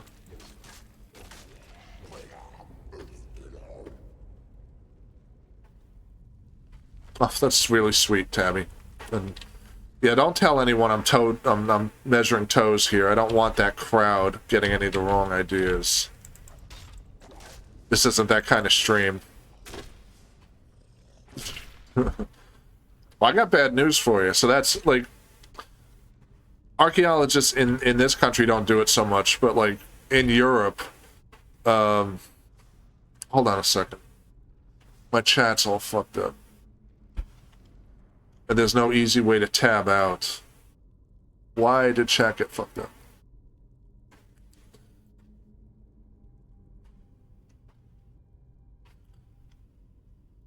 Come on, back to Skyrim. So particularly British archaeologists, there's a large subsection of that profession that deals specifically with like unearthing skeletons, because you find them very frequently in the British Isles. There's not a lot of space, and there's, you know, it's got this rich history confined in that little amount of space. So like graveyards are like newer structures are built on older burial grounds without knowing it. When you make an addition to a building, especially a church, or if you build over somewhere where there was a church, or even, this was frequent in Manchester when I lived there, several parking lots were graveyards, and you are required by law to like catalog and preserve all of the human remains that you dig up. So that's like a significant source of like archaeological like inquiry and employment. And they absolutely measure toes and then like write little reports about the average toe length found in, let's say, this quadrant of Manchester that used to be a parking lot. And they get paid for it. And I don't. I'm sitting here playing video games with you fine folk for free, which is perfectly fine, but like, give me some money. I know how to measure a skeleton's toes too, my man. So, all right, backtracking to chat. I don't want to leave over everything, but I got on a tyrant. So there is like, there are a couple like death studies, sort of banners, I guess, and like most of them are sociology, and it's typically like in the sociological approach to I don't want this death studies is how do we respond to death in terms of like what do we do with old people, and like when do we consider someone socially dead. Anthropologists tend to look at like, okay, how do people who aren't white deal with death? Or, you know, that's a very big like generalization, but you know, like other cultures' responses to death, like Robert Hertz, who I mentioned a couple times, was an anthropologist, and his book is constantly cited by anthropologists. And his whole like approach was, these people think of death very differently than we do, which may not be true. But, you know, what are you going to do? He's too busy being dead to sit there and like argue with him. right? So, like, but then there's also a subsect, which I fall under, called cultural death studies, which is like, okay, how does this stuff permeate, influence, and how is it influenced by things in, I hate to say pop culture, but right now what I'm doing, like video games are technically pop culture, but how does death, or how is death sort of articulated in literature, new media, movies and video games, or anything that's like a form of like measurement of culture. And very few of those people actually deal with the corpse. They just kind of look at the corpse right here and say like, well, skeletons are cool. And they are. But those are the types of academics you get who talk about death. But a lot of them, unfortunately, are like people in healthcare. Phrenologist or foot fetish. Oh man, I'm gonna get canceled. I'm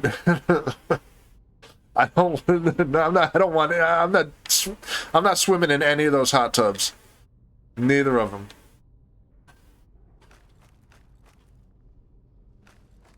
Statute of limitations on corpse desecration. Yes. It depends on what country you're in. We don't encounter it nearly as frequently here as we do in England. So in England, that statute of limitations is if the corpse is over 100 years old, it's like technically archaeology, and it's not a person. If it's under 100 years old, you have to talk to the family. You have to like figure out its provenance. It's still technically like a person.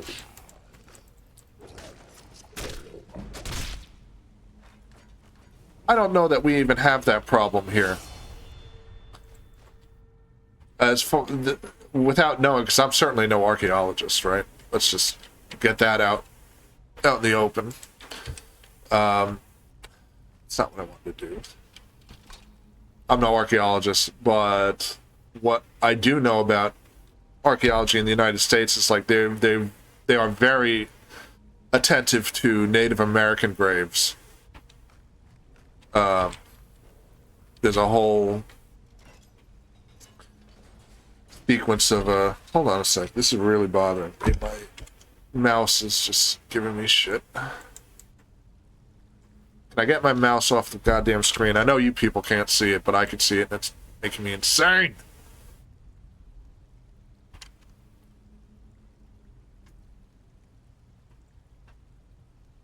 Whatever, it's gonna be there and it's gonna drive me insane. Fuck it.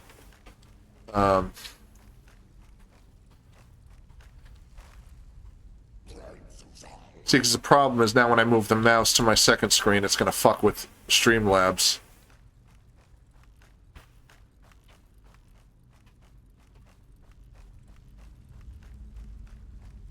Snooping? What's on? There's nothing on there. Here, I'll show you. I got very little to hide, man. I got my recycle bin, Firefox, which I only use for three websites that don't work on Chrome. Got Steam. I don't know why I got Adobe. Got Pocky and Rocky Reshrined. It's really fun. Got Odalis, The Dark Call, also fun. I paid for this in 2015. Obviously, all my teaching stuff is in here. I don't remember what... Oh, yeah, I don't remember what Bitdefender is. Probably some shit. Keep viruses off. Got my Goth Night playlist. If someone ever asks me to curate Goth Night for them, I got 34 songs. Megaquarium, I mentioned earlier, has, surprisingly, a graveyard in it. Don't ask me for my Discord. I don't use it. This isn't porn. It's like a visualizer for music.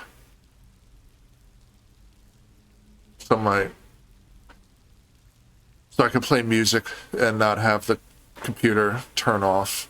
I don't know why that bothers me. So yeah, you got it. You don't got to snoop.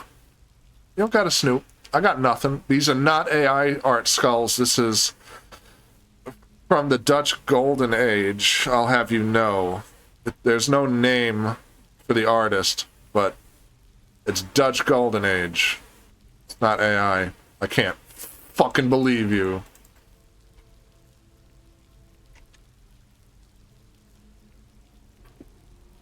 You know what?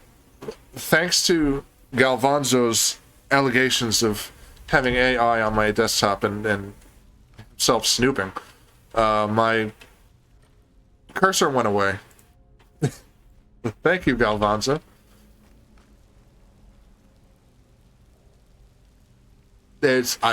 Listen. I don't have it in me to argue with you. And it's not because I can't, it's because I won't. It's beneath me. Do you have me on Discord? I don't. I'm sorry, Tabby, I don't remember.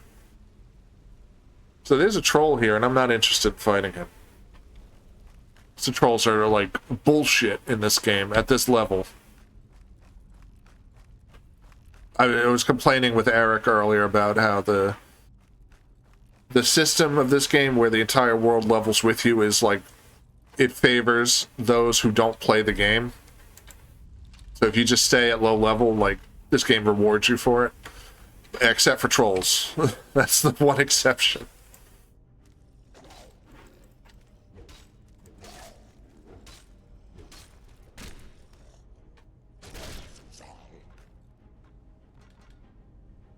What the hell? What happened? What did I miss?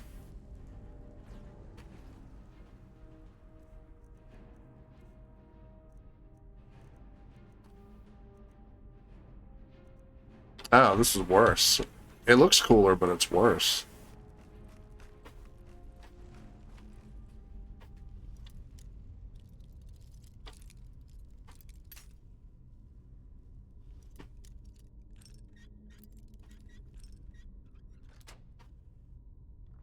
Yeah,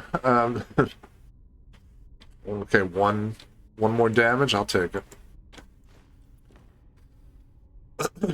What was I gonna say? Already got one? Never mind. I'm an idiot. I don't know what I'm doing.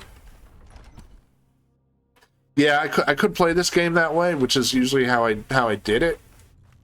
When I actually played this game in earnest, because I thought it was fun.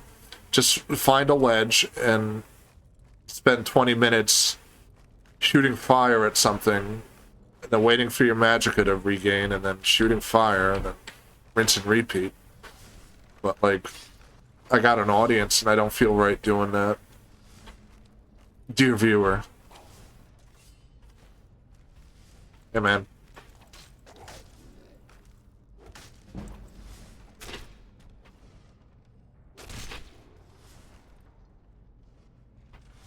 Something else also, I'm not a linguist, and I'm certainly not an expert on, like, Scandinavian cultures or Viking era anything, but I do know this much. The word Draugr is derived in some way from friend, and I don't know how it got warped into being, like, an undead enemy. It's probably through this game, and then this game alone. Where they were like, oh, Draugr sounds like a cool word. But it means like buddy.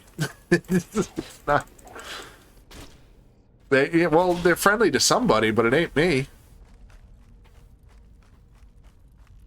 It ain't me, and I'm a fellow corpse. It's classist. Maybe they don't like the fully decomposed ones.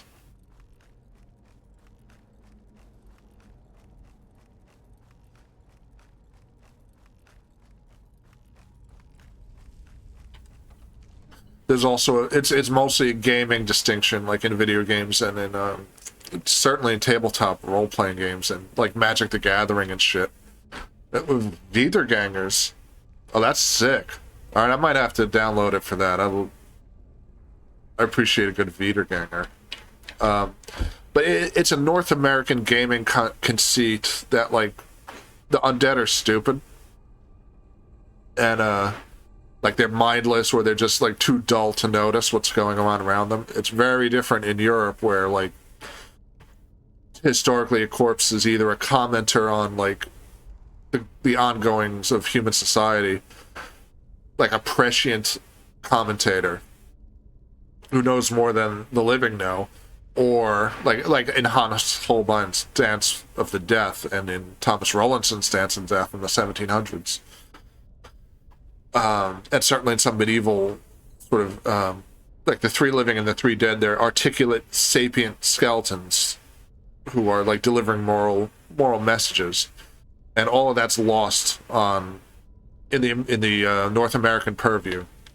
So you get games like this which have these just dumbasses. But like, I'm thinking of also of Legacy of Kain, Blood Omen. There's an armor set that's made out of bone, and if you wear it, Kain says something like, "Oh, they're too stupid. They'll just mistake you for another undead." It reminded me of that right now, because like, why are you fighting? Why are you guys fighting me? I'm one of you.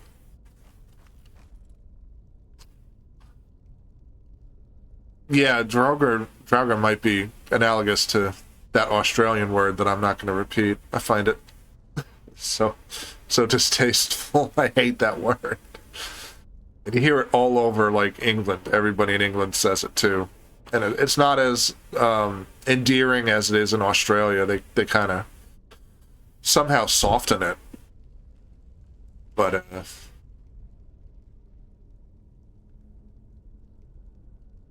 yeah, I might try and end a roll just to see a Wiederganger. That's awesome. Class one. Man, they got clothes on. Yeah, it's a very unpleasant sounding word. Of all the curse words, like, the worst one is supposed to be motherfucker, and that just sounds like cute. I'm like, call me a motherfucker, I'm like, whatever. But don't call me a cunt. Like, holy shit, what are you doing? Ow. Man, I already forgot what the goddamn the three animals, the quintessential Skyrim puzzle of three goddamn animals. Bear, moth, owl.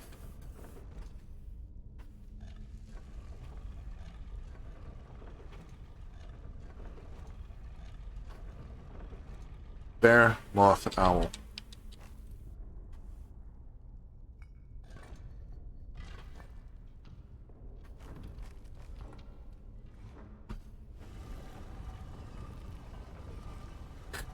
Tangential. When I spent about a month in Romania on a scholarship, oddly enough. Because why would anyone give me a scholarship for that? But they did. And I was having such a bad time in Romania, because they're not very friendly over there. And they're certainly not friendly to, like, Americans. And I don't know. I don't think they're not friendly to each other either. I met a total of like 2 nice people in Romania.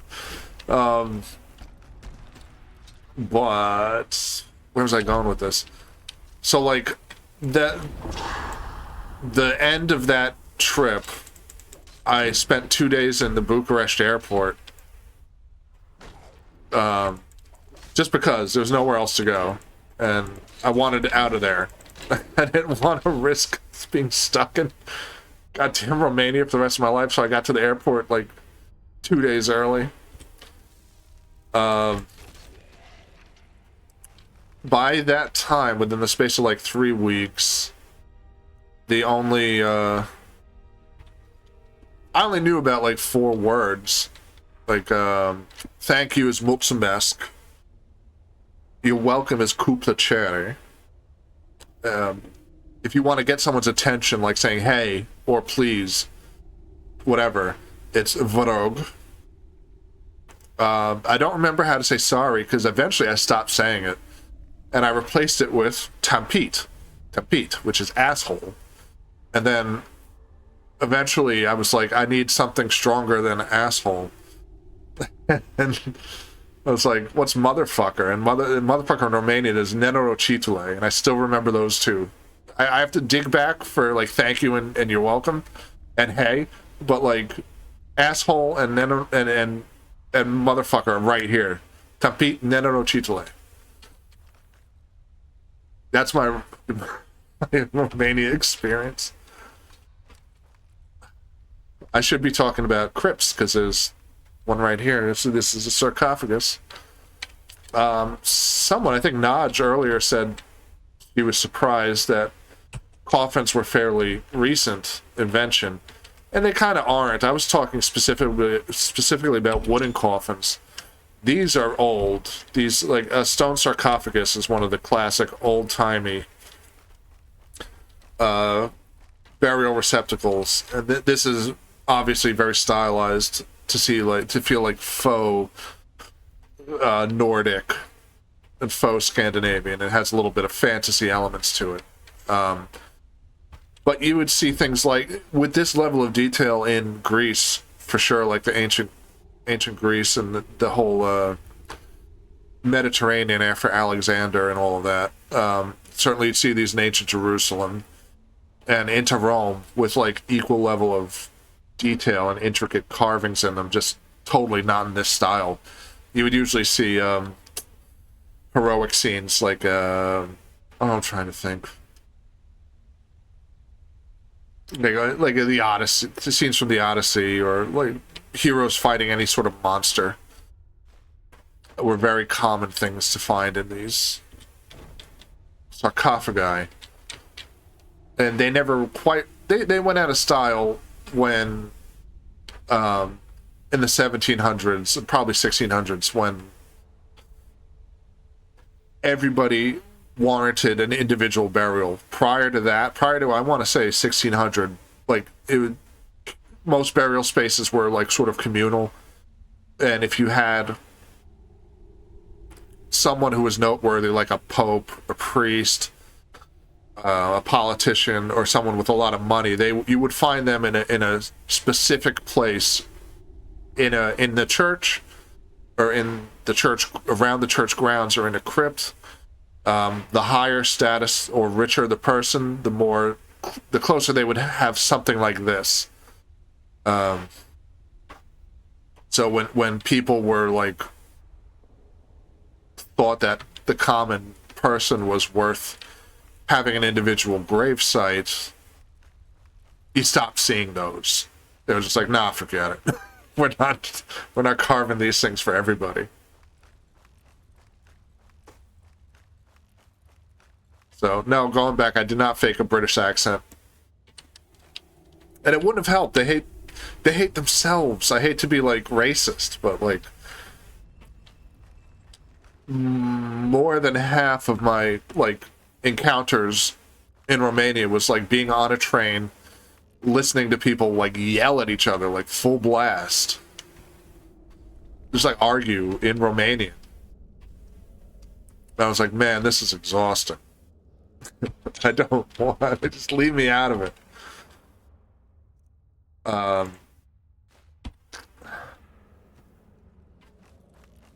was on the train and I got on my seat, and it was a train I paid for in advance, so I had my seat number. I had my ticket printed out, and like I had a seat that had no other seats near it. It was just like the cuck seat in the train, right? Just one, and it's in the back in the corner. And this fucking, like, old woman, this old Romanian woman came up to me and started yelling at me, like, full blast, and pointing up at the seat number, and then pointing at herself, and I'm like, oh, this is another one. Nu vorbiți Romana. I don't speak Romanian. And I kept saying that, and eventually someone had to, like, interfere, who spoke English, and she just got the seat wrong, and he had to tell her, and it was like, are you blind? Like, but then she was like, oh, I sorry. Like, okay, now you speak English. That's what it's, yeah, I mean, look, even Dracula didn't want to be there. He was like, man, London looks real fucking chill in comparison. I want out of this shithole.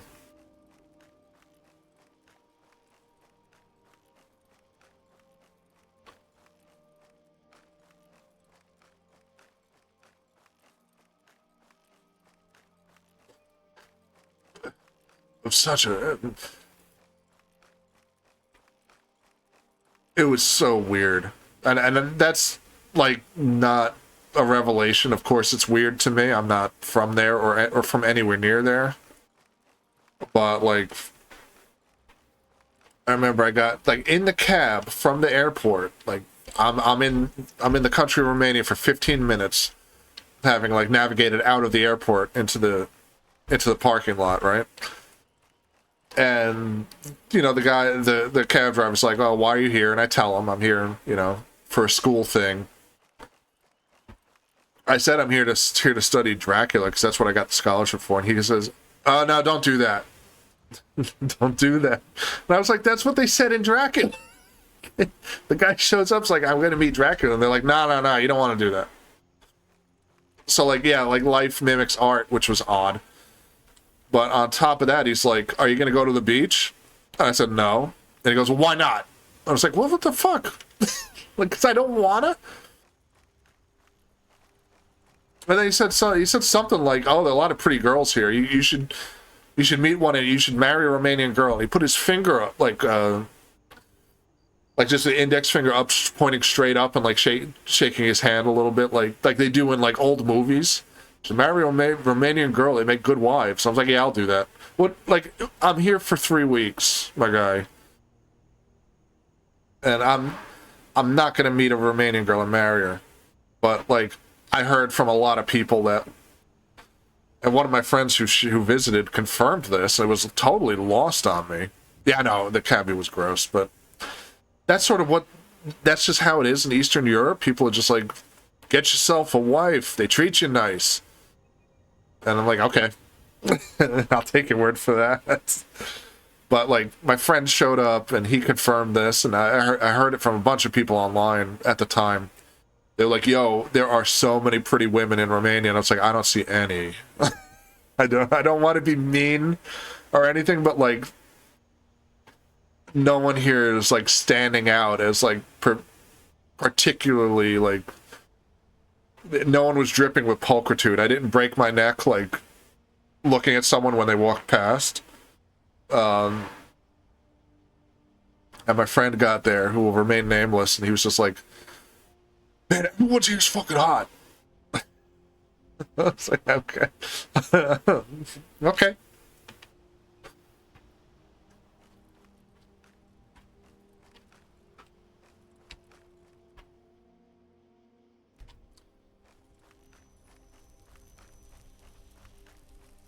And then I was walking around, because, all right, so the cool things, I could list the cool things about being in Romania on one hand.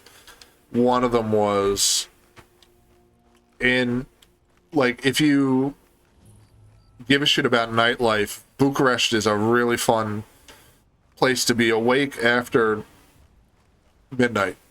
Like, it's constantly bustling. People are drunk everywhere. There's always something to do. There's always something to eat and drink. But there's obviously pitfalls with that. So, and since I'm tall, this struck me as this was striking to me because I had not been in a, like, foreign country before, right? Like a foreign country. I'd been to England. I'd been to, you know, Canada doesn't even count. I was born there, but never been to, like, Romania or France or any of those places. Nowhere where, like, English wasn't the first language. So I get to Romania and, like, everybody could see me on the map. Like, I'm 6'4", like, almost translucent. That's how pale I am. You could see my veins. You know, at the time I wasn't dyeing my hair, so I had, like, strawberry blonde hair. and every like most people in Romania are short and like olive skinned and black with dark hair. Like almost everybody. So when I get out there late at night, I'm swarmed. I'm swarmed by all these people who are just like, hey man, you know, like they peg me for like a dumb American and they're trying to sell me shit. And they were relentless, and I got so mad after like 3 days of this that I just like growl at people who did that to me. But like one of them, the one who like put me over the edge, was like, "Hey man, I can get you a massage by a 16-year-old girl if you want." I was like, "Get the fuck away from me." So like, no wonder fucking Andrew Tate's over there. You see, he's having the time of his life over there.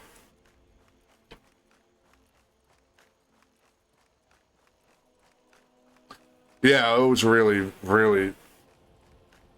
And I'm not even... I am picking on Romania, but, like, when I was there, I took a weekend and flew into Prague in the Czech Republic, because it was, like... When you're in Europe, airplane, like, flights... this might be different now because the world is ending. But, like, pre-COVID, flights... in and around, like, to anywhere in Europe, a round trip was like $50, you know, maybe less. So like, I got to Prague with the round trip and the hotel room for like $100 US, right? So it's like, why not? And then Prague, it's sort of the same thing, like not quite as like, oof, but I check into the hotel and the concierge was like, here's a flyer for like the brothel nearby. They have the best prostitutes in the city. You'll get a discount if you mention us. And I was like, oh god, like that's I started blushing. I was like, well, no, what do you take me for? Like, where's my photo of John Calvin? I need to like take it out. And then where's my sackcloth and ashes? Like, help me. And I know that's probably just me because I'm no fun, but like, yeah. So I have a feeling it's not just Romania and it's not just the Czech Republic. It's like Hungary and Moldova and all of those Balkan areas are just like, hey man, you want a massage from a teenager? We got you.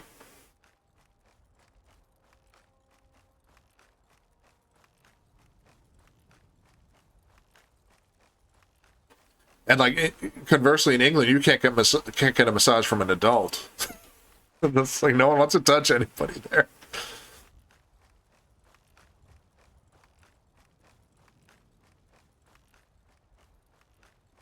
But there's like a growing sex pest movement in England. At least there was when I was there. So like, I think people like the British. There's a certain quadrant of British society that like envies Romania and all of those countries for being like for sex trafficking children. They're like, why can't we have that here? Because they shouldn't have it there, jackass. But oh well. Oh well. Damn those gray mates to oblivion. They want to back the storm cloaks. They'll get what's coming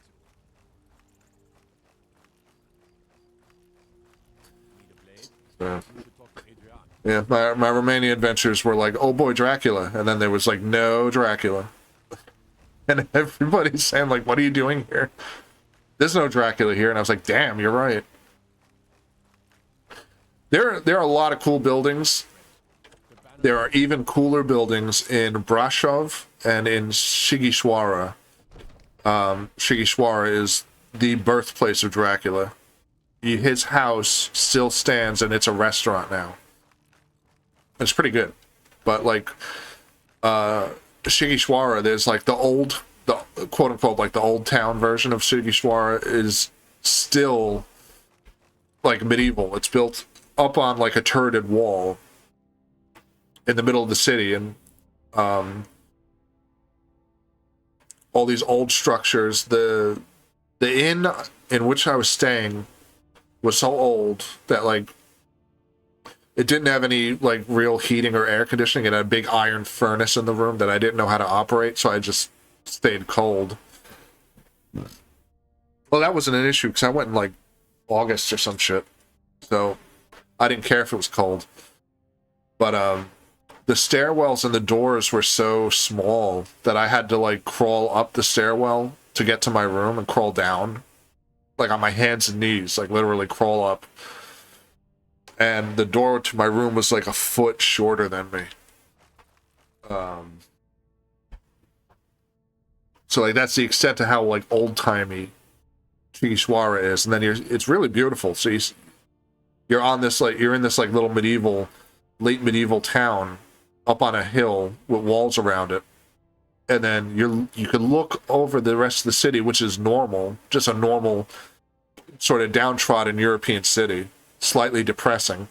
But it's like it's in the valley of these giant Carpathian mountains. So you got these two mountains, these two giant forested mountain ranges on either side of you, and like the mist in the distance. And at night you heard wolves howling, and it was like, this is so fucking cool. But everything else not so much. Everything else was like, what am I doing here? Like nothing you can't find in Savannah, Georgia, or some shit, you know. I should play the game. Man, I don't give a fuck.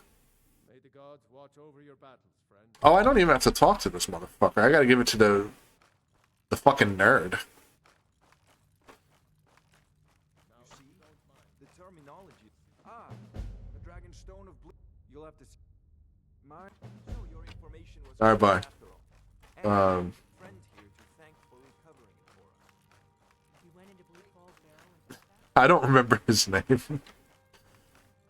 Hey man, give me my prize. Not now. Alright. Alright. I don't need to play the story of this game. I can just fuck around all I want, you rude piece of shit. What was it doing? Get fucked. Yeah, well, you know what? That's their problem. It's their problem. I'm not putting up with it. I'm gonna join the Darn Guard. Am I a vampire or some shit? How do you tell? It gave me those prompts like, oh, you're sick. The sun's up, you're queasy. But like, isn't there a menu thing? Oh, active effects. Reduced health? Yeah, I'm a vampire. Out in Riverwood. Staying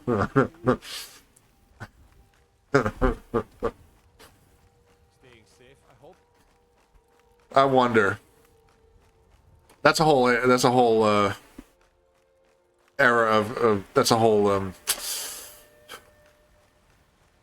region of like undead ontology that I don't necessarily have the energy to think about. Is whether or not, like, if you were a Jewish man in life and then you die and you're resurrected as a vampire and your foreskin grows back, is that why you're no longer like able to be buried in a Jewish cemetery? Or is that how you like restore life to a Jewish vampire? Is you give him a bris, and it's like all the vampirism just goes away. His sanctity is returned.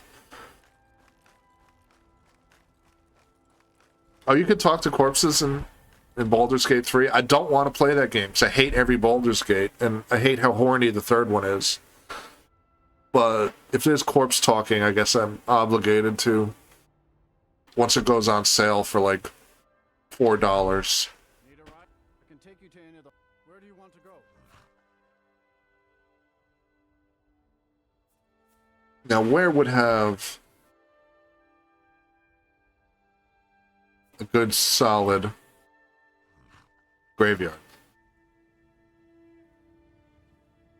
Climb and back. I know Markarth has one. Markarth has good, surprisingly good storyline with all that shit. Some say it was built by the dwarves. I don't believe a word of it. Age of Arcanum, what is that?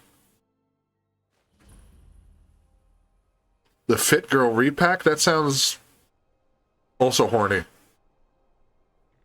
This is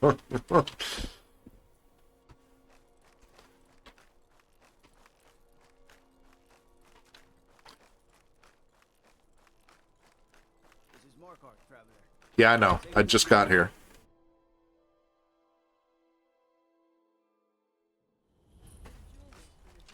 So this guy is a murderer. I don't want him killing the girl. By the divines, the Forsworn are here in the city. Everyone stay back. The Markarth city. I always come here. This is, There are no Forsworn here. I think I gotta talk to that guy's corpse and get a thing on him. Oh, I don't. Okay. I might be sick. The weed vape pre-workout. This place has the coolest house in the whole game, as far as I'm concerned. It's right here. Lindril Hall. It's like built. Everything here is built into like the mountains. It's super nice, and it's one of the areas in this game that looks different. So this is pretty much why I know several of the quests in here, because you got to gain favor with the Jarl to buy that house, and I always buy that house. Like, I was, when Hearthside or Hearthfire or whatever it was, the house building expansion came out, I was super amped that there was a house near Falkreath, but then it's one of those like modular sort of just same ass looking house things. It's not even unique at all, and I was very disappointed. But there's a crypt in here.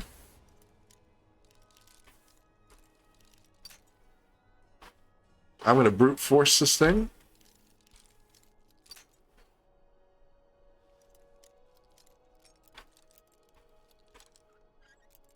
Oh! So close.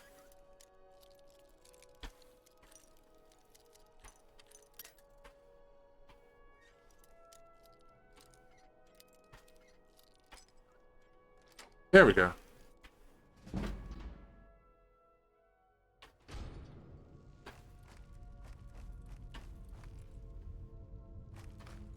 Ah, good stuff.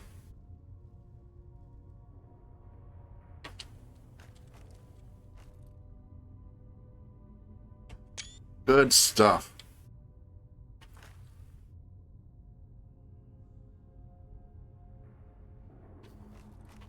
Yeah, I don't want to... don't get me started on adopting the friggin' kids.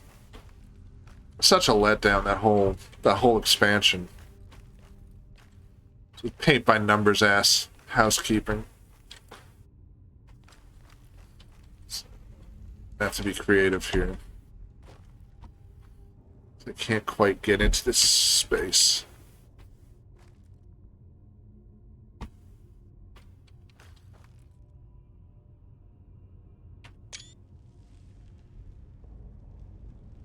We are in the crypt, baby. Welcome back, Lex.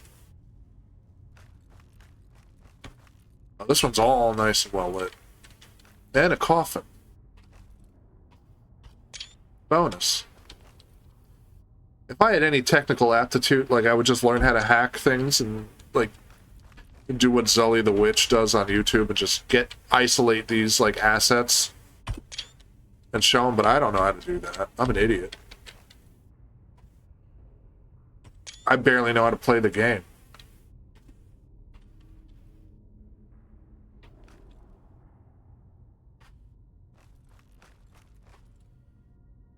Put some out. Do I have apples?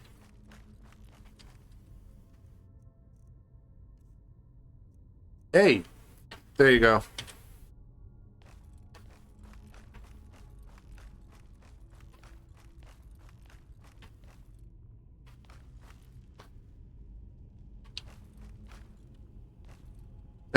Owned.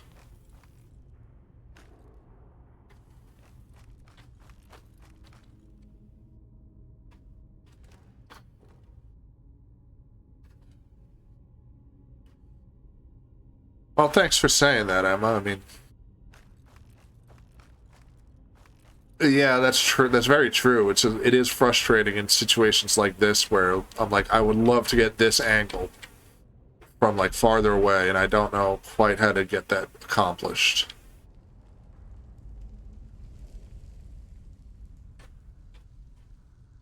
So I won't. I'm only one person. Third person, yeah, but then I'm in the shot. My dumbass is right here. So, like, I'd have to be creative and just get far enough out of the frame to, like, where I could crop myself out in Photoshop and then have, like, but then it's a shitty photo. Like that. Womp womp. Is there one of these? Does it make you actually invisible, or does it make you like an outline? I know I'm being real fucking picky, nitpicky here, but I want to present these things with as little of me in it as possible. I never, ever, ever, ever fuck with illusion spells in this game. I was mentioning earlier, I think to, I don't remember who, Tabby? That, like, I play Destruction sometimes, but mostly Conjurer, and it's, like, I always die, and it's so frustrating. So, like, I don't know any of the other spells in this game.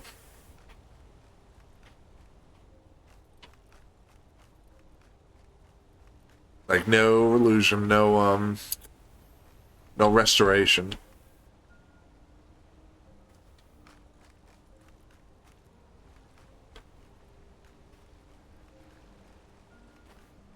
I know there's a whole quest line here with a cannibal. Hot cannibal babe. I don't remember how to start it. That's a fun one. I love that whole, Who is it? Is it Vermina? Who's the cannibal goddess? Or the goddess of... I don't remember.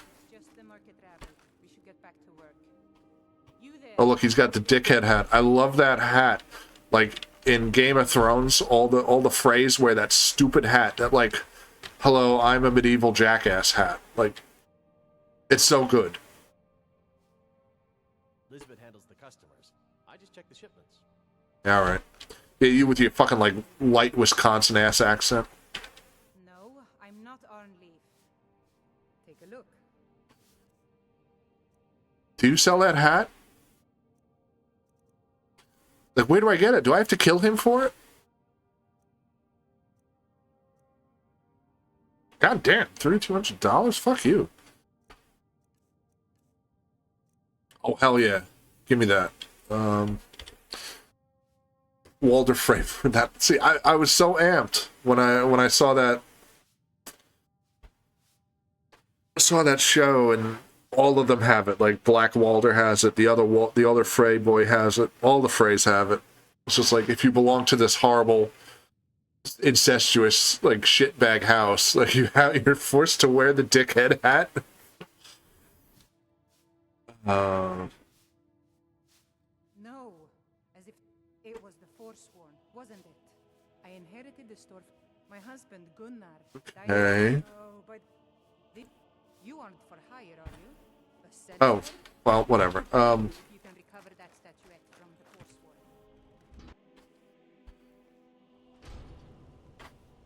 Like, I would wear that hat in real life. That's how fond of it I am. Are you alright? Did you see what happened? I'm so sorry. Oh, I think you dropped this. Some kind of note. Looks important. My note. No, that... My note. Oh, God. Okay, come on, let's go. No. I was just getting some fresh air. You had one too many pints of mead at the Silver Blood. I'm trying to get this stupid cannibal thing to trigger, and do I have to talk to you? This is the Silver Blood Inn. Here, take a look at this. Some of the Oh shit, crunchy time. Fuck you. Hello, thanks for the follow. Have you seen Real fun of you. They say that Oh. elves built it after they fled from Hi, Miss Mac. Mrs. Mac. Nice to meet you. I don't know if we're acquainted on Facebook, but that should probably change. Got a witch hunter in town from the priesthood of Stendar. Keeps asking, did you hear? There it is. The Hall of the Dead is closed. Brother Veralis isn't the most popular man in town right now. That's the one. Alright. Remember, ale is cheaper than blood in Markham. Yeah, when I get off here, I'll hit you up. I'm doing more than I thought I would in this game. I thought it'd be a lot quicker. Where are my goddamn quests? Okay.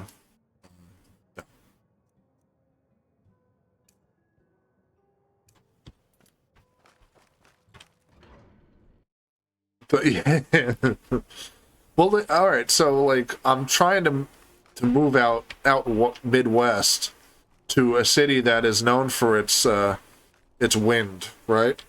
And I when I was there last year, like my hair was a mess the whole time because it was like just windswept, and I need a hat if I'm going to be living there because I'm just not putting up with that shit. So it might very well be the Walder Frey hat. Just because I don't know, like, what other hat is gonna look good on me. And if none are, then, like, I might as well wear a dickhead hat. It's about the Hall of the Dead. No, you can't go in there. I can't talk about it. Rest assured. Goth Buffalo Wings. We'll be able to visit the dead again soon. Then my answer is the Hall of the Dead is closed. Wait. All right. We've discovered that some of the dead have been eaten. Flesh has been chewed off. Bones were snapped to get at the marrow inside. We haven't caught anyone or anything yet. That's not, yeah, I'm not concerned about someone hitting me in the dome. But, like, I'll take it. I'll take any help I can get. Take my key and be careful. I'm not a particularly easy mark. Confused at first too. The Nords call their mausoleums. It's where people in the city are buried. Fathers, forefathers. Archay, one of the 8 divines, god of the cycle of birth and death. It is his shrine people pray to when they visit the hall. That his divinity will watch over their ancestors on the way to the next life. Let's see what this guy looks like. Hey, man. No. Look at me when I'm talking to you. You motherfucker. Fine.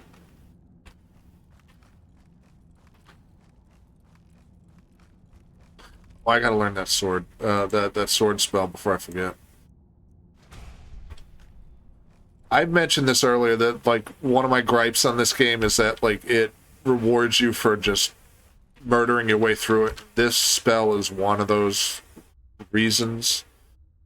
Like, there are several parts in the game where you lose access to all your stuff. And, like, one of them is, like, you're in prison in some mine in somewhere I don't remember. Might be here for all I know. But, so you're supposed to, like, do semi-political intrigue and, like, work your way up the social ladder in the prison system by talking to people and doing, like, persuades and things and, like, delving into nuanced shit and, you know, turning people against each other and all that shit. But you could cast this spell, get yourself a sword and kill everybody. And, like, just, I'm done. We got it. Shaved, like, 30 minutes off of that quest. I'm Calcelmo's nephew. Ugh. I help him around the What laboratory. are you doing here? The excavation site is closed. Magic. That's what... You idiot. I'm sorry. I got... I want spells. to the arcane arts. Yeah, all these are expensive, and I got no money.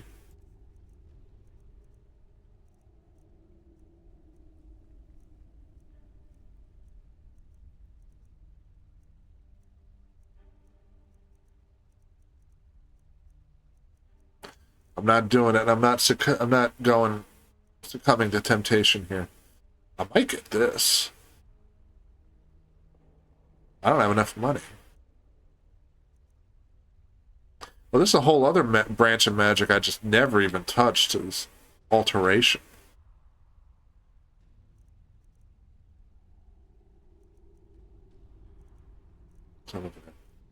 Or this, or illusion.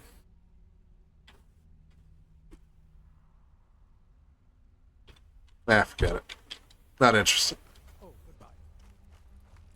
Where am I going? Is that it? Yeah, so I am in this. It is in this town.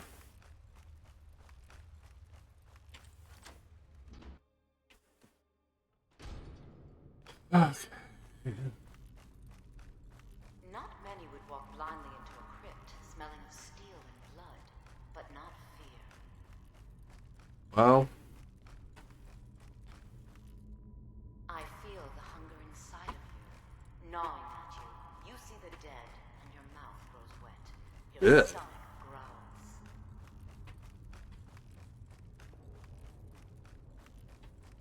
It's all right. I will not shun you for what you are. Stay. I will tell you everything you have forgotten. Alright, where you at, girl?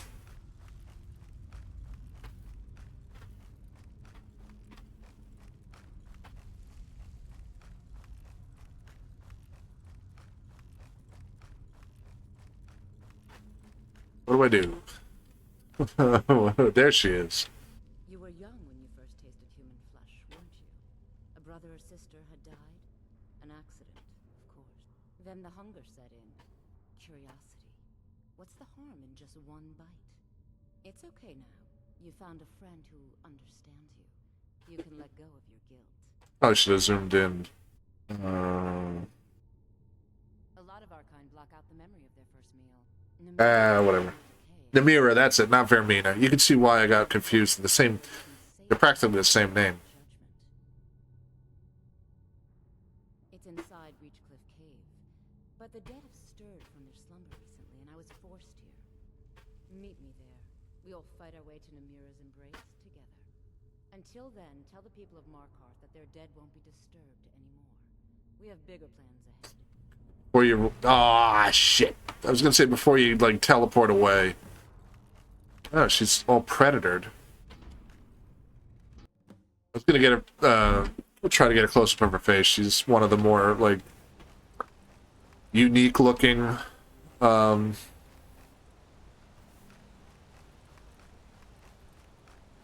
is it sending me here? It's one of the more unique-looking... NPC followers you could get.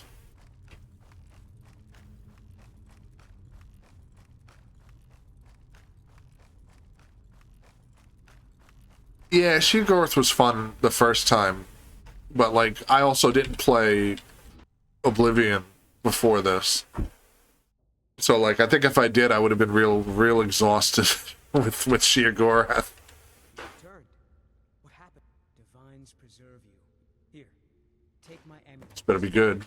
Oh, Amulet of Arcane? Alright. What does it do? Increase your health? Yeah, I'll take that. I was confused at first too.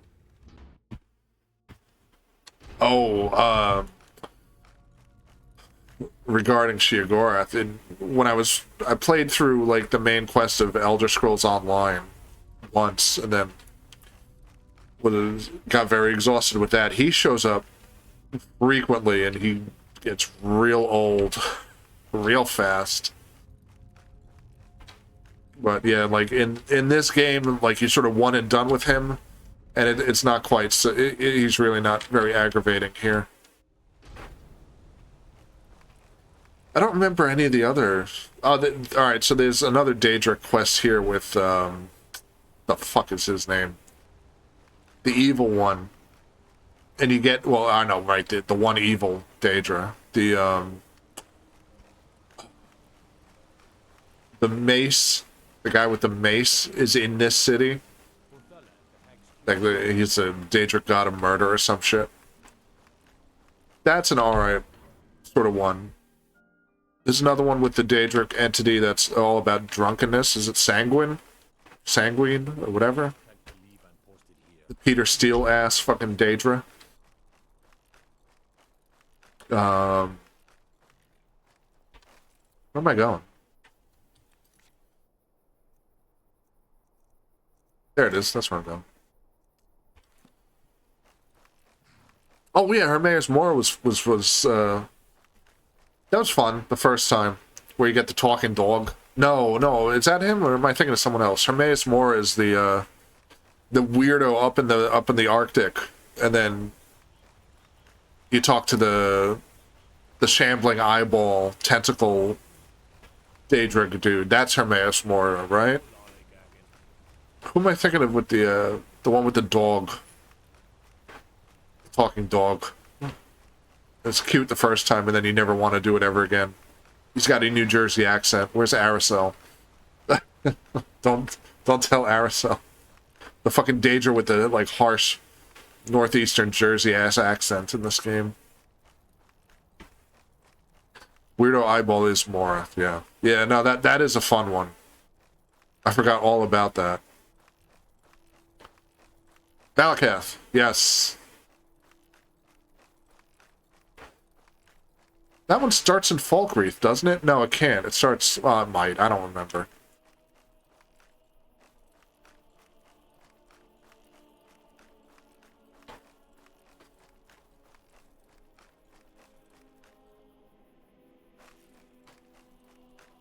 There's a lot I never did in this game because I just don't care. Like, what's the one where you touch the jewel and some lady starts yelling at you from the sky? Another hand touches the beacon. I'm like, oh, shut up. I'm never doing that one.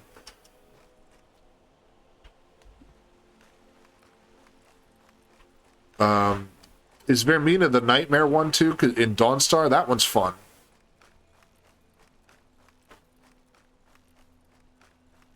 I haven't leveled up once. Do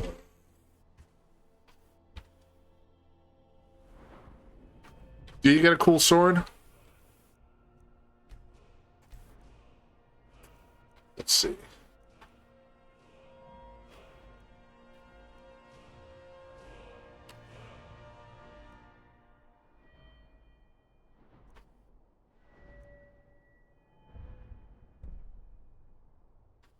I'm just gonna do this, but I don't know if that's tenable. Ah. It's not like this is slowing me down or anything.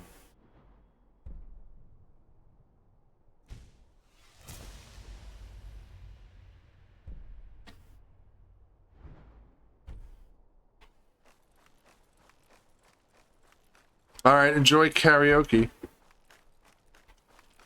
Hope you hear something good and not some unbearable bullshit.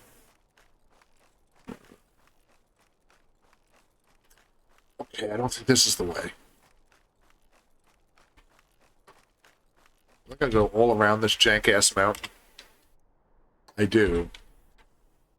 It'll be both, okay. Well, I'm half sorry.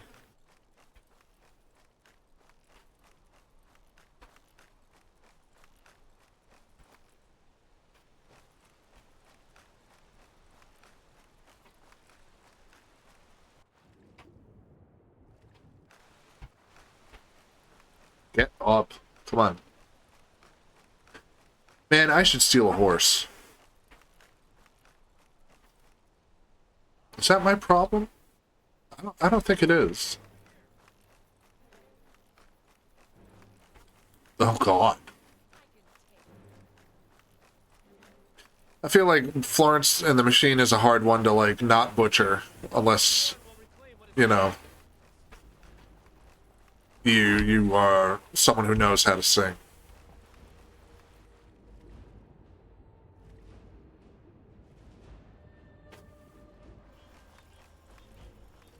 I don't know, every time, I don't go to karaoke because I'm too, you know, I despise fun.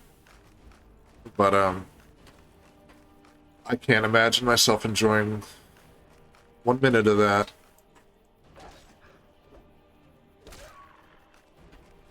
No offense to Emma. I'm sure it's more fun if you have decent people running it. But we got a lack of those in where I live. A distinct, severe, noticeable, emphatic lack of decency in the Cape Fear region of North Carolina. Well, I'd go once, just to say I went, and to keep you company, but I can't promise ever again.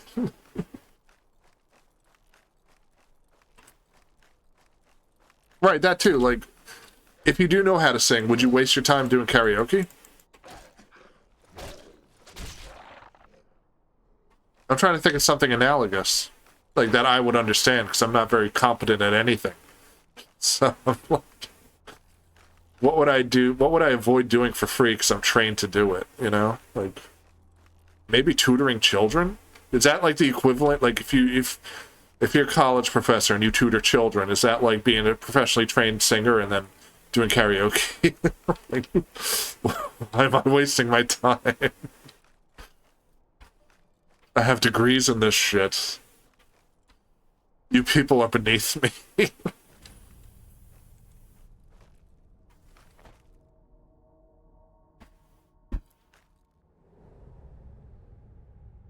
Yeah, like, hey kids, do you know there's a bone at the center of your skull that looks like a butterfly?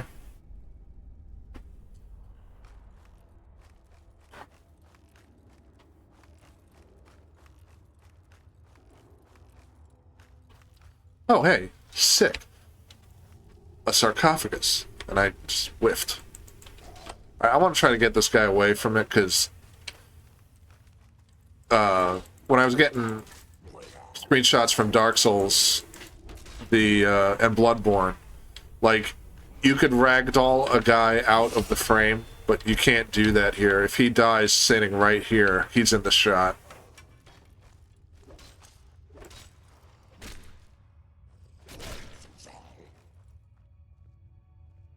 Oh shit, where'd you come from?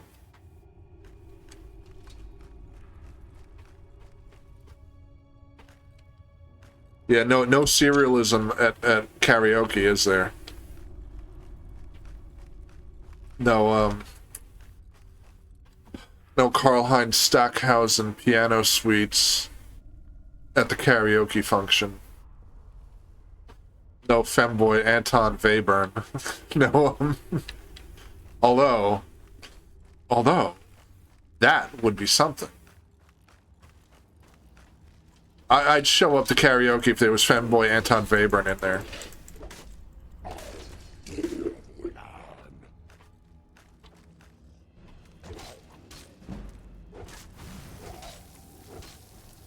Hey man, stop that. Shit. Man, I'm not gonna waste a fucking potion, I can just level up.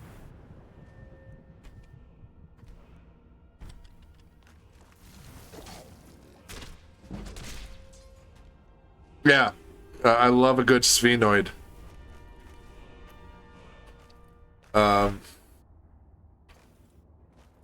This is totally tangential. Like in a former life, I was a noise musician, and at the time there was an up-and-coming dude solo project. It was really good.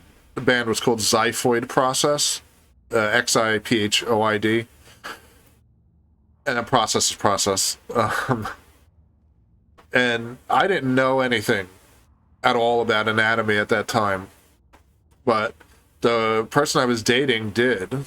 They were a massage therapist, so they had a basic understanding of human anatomy. And I was playing this for them, and they were like, that's a stupid name. And I was like, why? Oh, dementia, not process, dementia. I'm sorry. Yeah. Xiphoid dementia.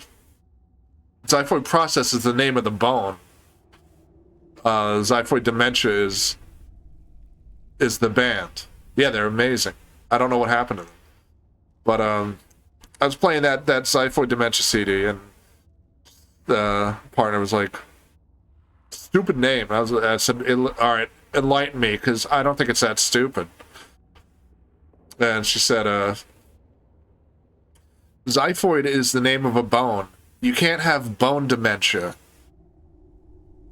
I was like, oh, that is stupid, but like at the same time, bone dementia sounds so fucking rad.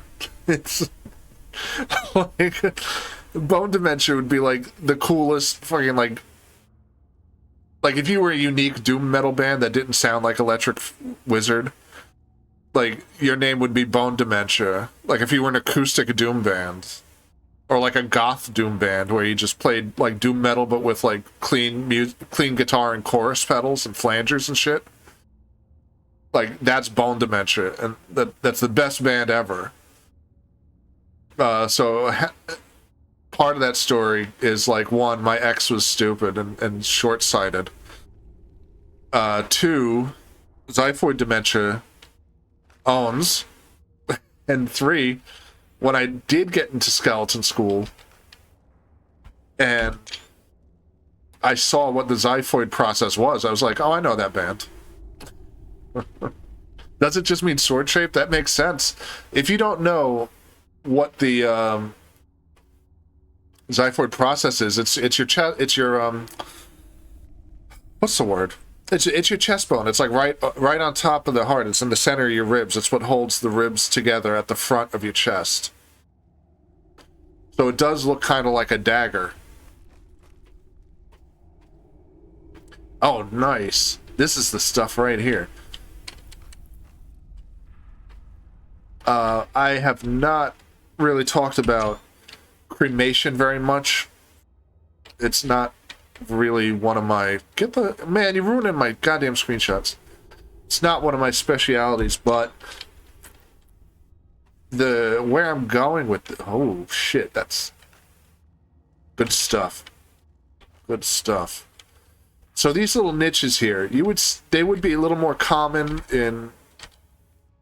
I've mentioned the stone cut tombs in ancient Jerusalem. These would be common there, or in similar areas geographically and times. You'd probably not shove a whole ass skeleton in them. You'd have the remains of larger bones that didn't break down in the cremation process. So, like cranial bones, a lot of them are thin, but there are some very dense. Like the sphenoid is a very dense bone.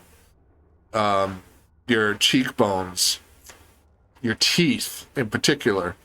I believe there's some inner ear bones that are very, very durable, and they don't degrade well in cremation, especially not in old-timey cremation where it was just fire. Modern cremations, they grind the bone up after it's conflagrated. So you have a finer ash. But in these kind of... Obviously, the real thing would look different, but in these sort of niches that you'd have that are in sort of resemble vaguely like ancient stone-cut tombs, you would find less of this, because obviously this would not be held together, and more of this. Most of which is because in the ancient world, most people cremated their dead. Inhumations were much more rare. Really, inhumation didn't take off until late antiquity, and then especially in medieval Europe, and then after that, it's been the norm.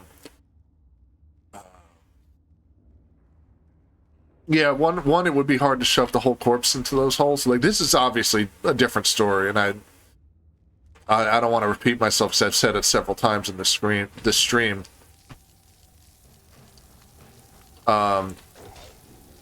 Like that body in the wall would not be just a straight up skeleton. It would be some wrapped up corpse or a completely desiccated one. Or a pile of bones and not just a guy. Just fully intact with measurable toes. Like, they don't string together. You have to actually sit there and take wire, like Andreas Vesalius did in the 1500s, and string this thing from top to bottom to make it look like that. Did not happen prior to the 1500s.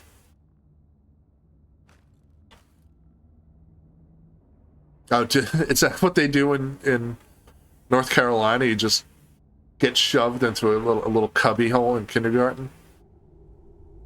Back in my day, it was just, here's a blanket, here's the floor. Don't talk for a while. I gotta go drink in the teacher's lounge.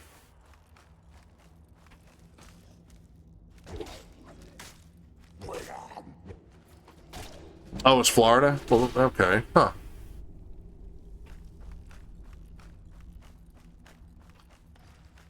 Trying to work that into a derogatory statement about Florida, but I lack the energy. Oh, hello.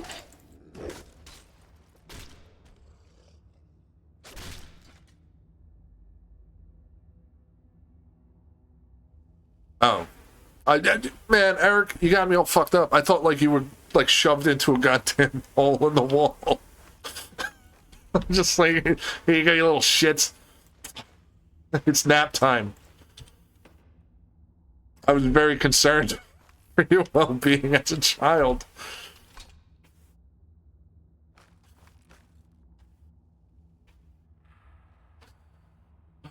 Gonna wait for this mist to... Well, I think I missed my opening there.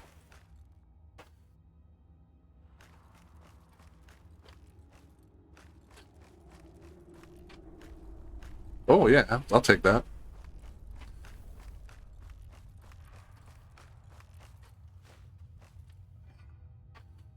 I should be getting these burial urns too. Oh, I don't... I guess I'm not quite as intrigued by urns, and I really should be. I gotta be ecumenical about my funerary iconography here. Hey man.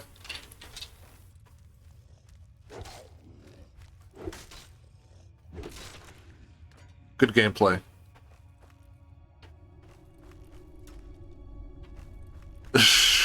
Thank you. She didn't say that to me. I haven't heard that ever.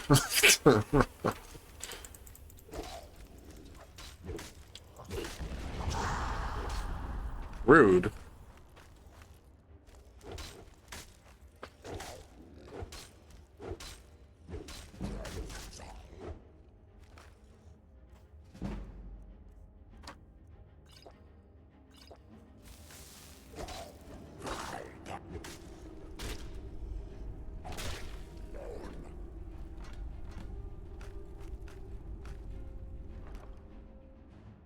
It's better than mine.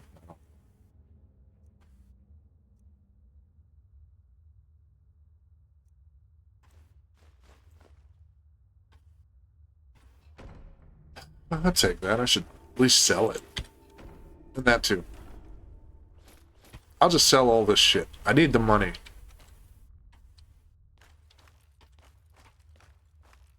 Oop. Nice. All 4 of them in this shot. I want my health bar to go away. Chill for a second.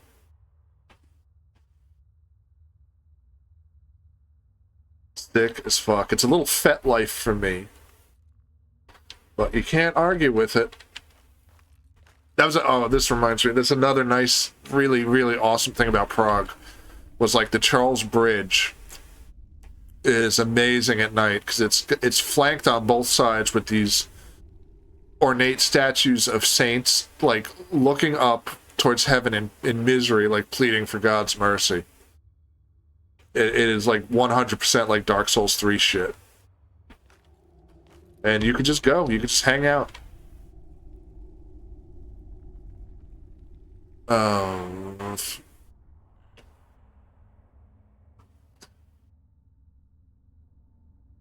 don't know why. This happened to me before. Chat.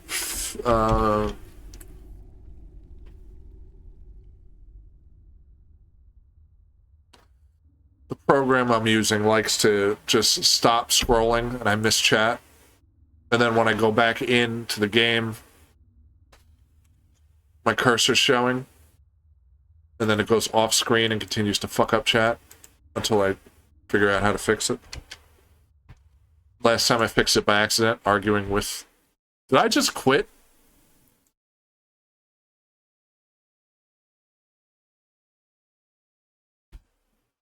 Well, this'll fix it. So, yeah, so I missed all of those. I missed the last, like, 8 chats. The big urns would likely be for the dead, too. There are sort of... I was going to say there are 2 different types of urns, like, historically. There's a lot, but the 2 that I know about are the, like, Hellenistic Greek and Roman urns, particularly in... There are a lot of them in ancient Greece. That was the mode of burial, was just they burned you and they put you in a giant urn. I say giant. They put you in an urn of that size that we just saw, right? If I see another one, I'll stop for a minute, but I'm going to try to roll through this as quick as possible to get where I left off. Because, like an idiot, I fucking closed out of the goddamn game.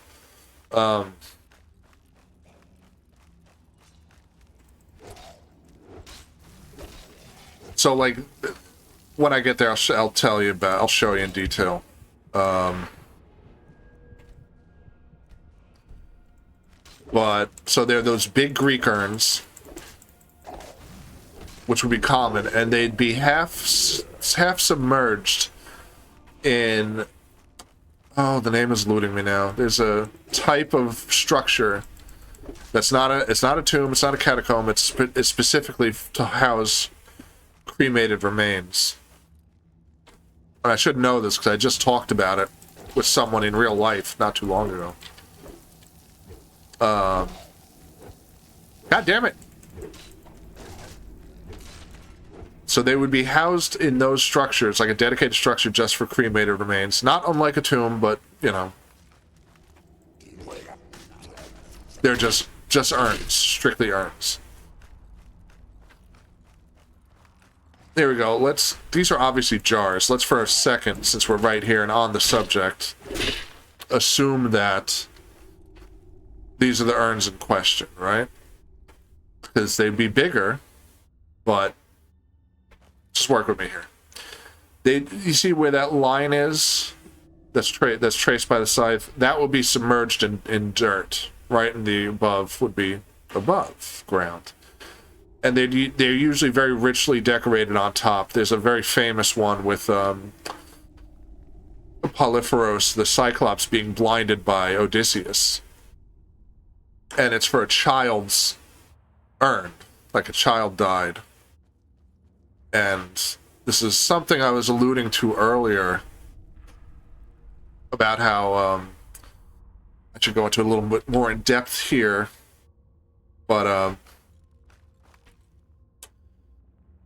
sort of Hellenistic funerary motifs were, like, I don't want to say outright celebratory, but they were sort of positive and, like, they didn't really want you to focus on the fact that the person is dead or that you will die. Like, Memento Mori was not an antiquity thing or a Hellenistic thing at all. It's a sort of distraction. So likely, very likely that that scene from the Odyssey was like something that the child was very interested in life. So it's sort of the equivalent of having a Kiss casket, or, like, God forbid, Disney gets so totally tasteless and starts selling, like, MCU caskets. It would be the equivalent of that. These little guys are much closer to, let's say, an Anglo-Saxon burial. Anglo-Saxons, before Christianity entered Northern Europe, were very, very big on cremation. They would cremate the body on a wooden pyre, right? They would collect all the ash and bones and any personal affects that survived the cremation, jewelry. Sometimes there would be, like, toiletries, like combs, or, like, razor blades for shaving. things like that. And they'd probably take things that belong to the deceased from like elsewhere, from their house, something they would be buried with, right? Or, you know, it's something that's theirs. You can't easily transfer it to somebody else. It probably wasn't kosher in the Anglo-Saxon England to like give someone else their comb. That's like not hygienic, right? Those would be placed with the ashes and with the fragmented bone in a small urn like this, and then that urn was buried completely. They just got it out of sight. Very old Anglo-Saxon burials, cemeteries, graveyards, whichever, choose your term, would just consist of these things. A lot of these things underground. When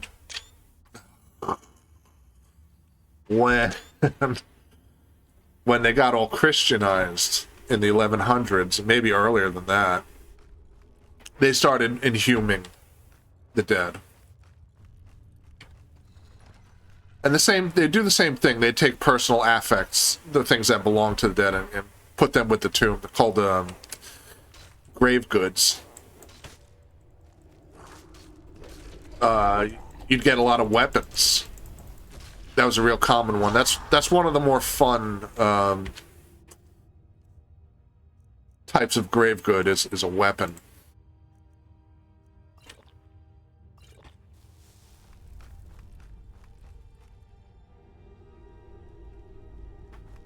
So I don't know what the Jewish prescription on cremation is. I wonder. This is totally a uneducated guess, right? So, just a caveat, I don't actually know what I'm talking about. But I would assume it has something to do with, let's say, Ezekiel and the prophecy dried bones. Like, you have to have an intact body in order to physically reconstitute. And that's what the Valley of Dry Bones was all about, the lost Israelites reforming. So that's what I assume. Completely not knowing anything about Jewish tenets of Judaism or their burial rites or ideologies. I just don't know enough. So most of Christianity's like concern with the corpse comes from not specifically Ezekiel, but that kind of thing. There's a lot of things in the New Testament that sort of allude to, like, you should be intact. That concern was responsible for a long-standing tradition where the dead were buried with their feet facing the east, right? So, because the idea in Revelation is as Jesus shows up from the east, moves west to sort of rove across, living and dead humanity for the final judgment, right? So he's coming, he's moving westward from the east. If you're buried with your toes facing the east, when the graves are opened, as they're prophesized by John the Revelator, you are able to sit straight up and face Christ, right? So, in order to do that, you have to, one, be buried facing the east, being able to rise and look east, right, immediately, and two, you have to be intact. That would get somewhat distorted as time goes on, and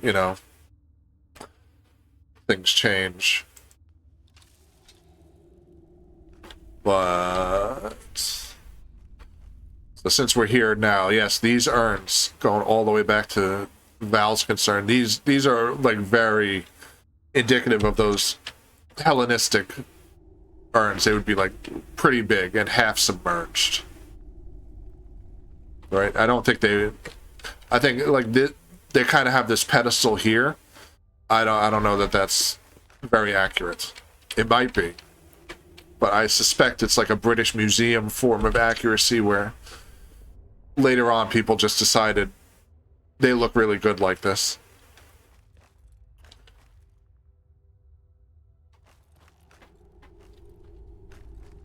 Yeah, well, no comment, but yeah, lots of cope. They're still not finished. Where is he? And, you know, not to be Neil deGrasse Tyson about this, like, the Anglo-Saxon urns did not look like this. This is like a Skyrim fantasy burial urn that looks really cool in a video game. They'd look like this. It'd just be like a shitty little pot.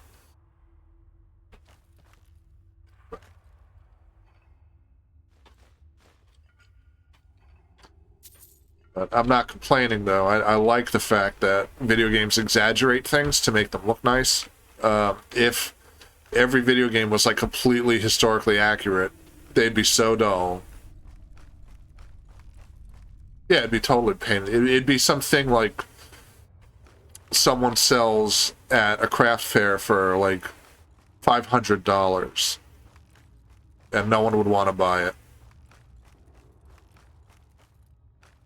Well, these are much better lit.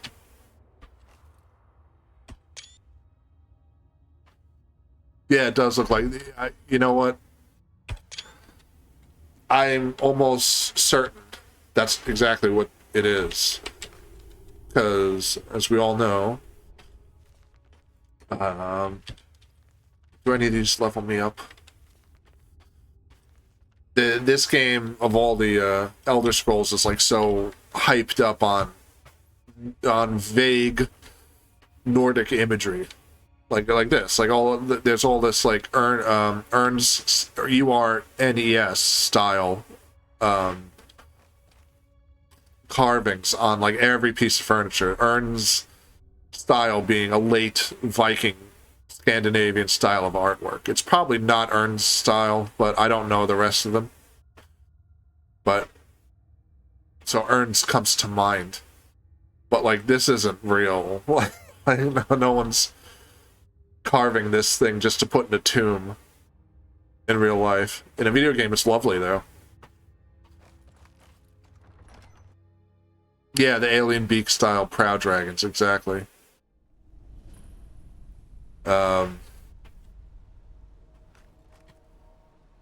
Where is this bitch? Did I miss her?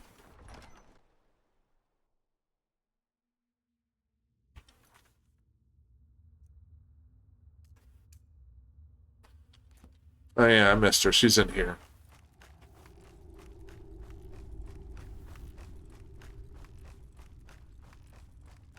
Yeah, if we see another one, I'll like... Well, if we see another one, it's right here. What Val's talking about. You see, like, it's a gape mouth.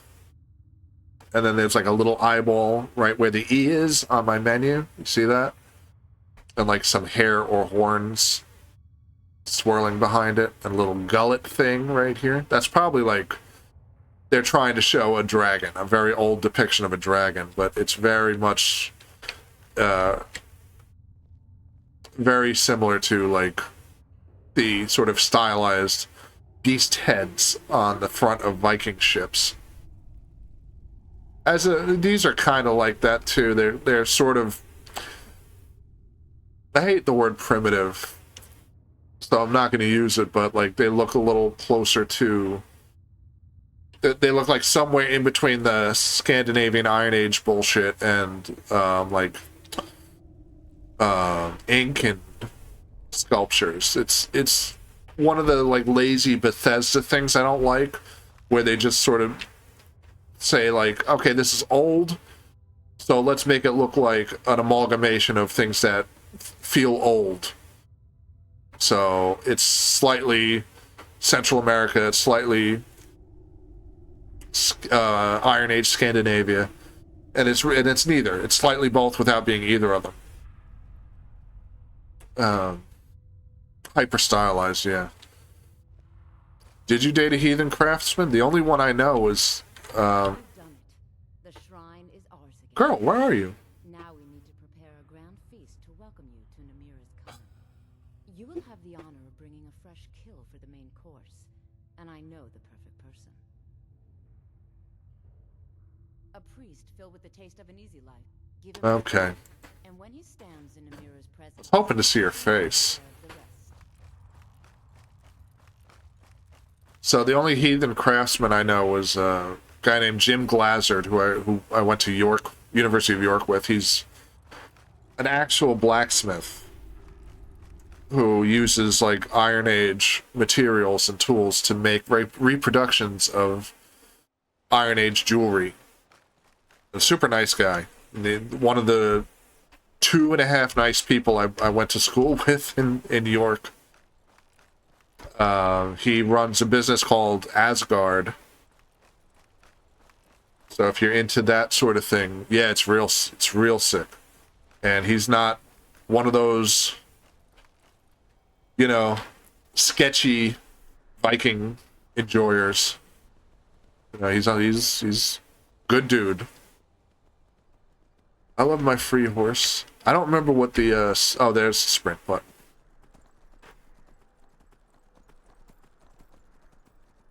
I've been running around this whole game. I forgot there's a sprint button.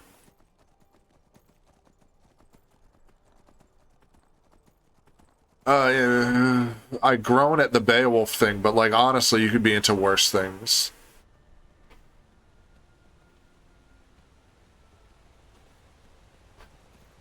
Be into much worse things.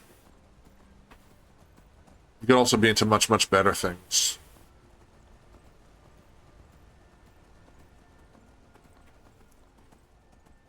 I had a whole class idea. I was going to teach in Manchester when I was doing the PhD there. Teach like Intro to English Literature class, which is the Scrub Lord class. And my idea was like, we're going to look at every... How do I get off the horse? That's not it. Hey man, I gotta get off the horse. Yo, how do I horse? That ain't it.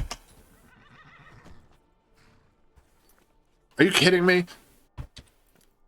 No, that ain't it either. Come on. There we go. Alright, thank you.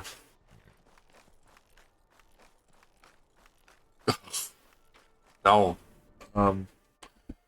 Yeah, my idea was going to be we're going to look at the same scene from Beowulf, but like every iteration. So the original Old English, some like old translation, the newest one by Seamus Heaney, and then we're going to watch the clip from the Neil Gaiman, Robert Zemeckis animated travesty, and then read Grendel, right? A scene from Grendel.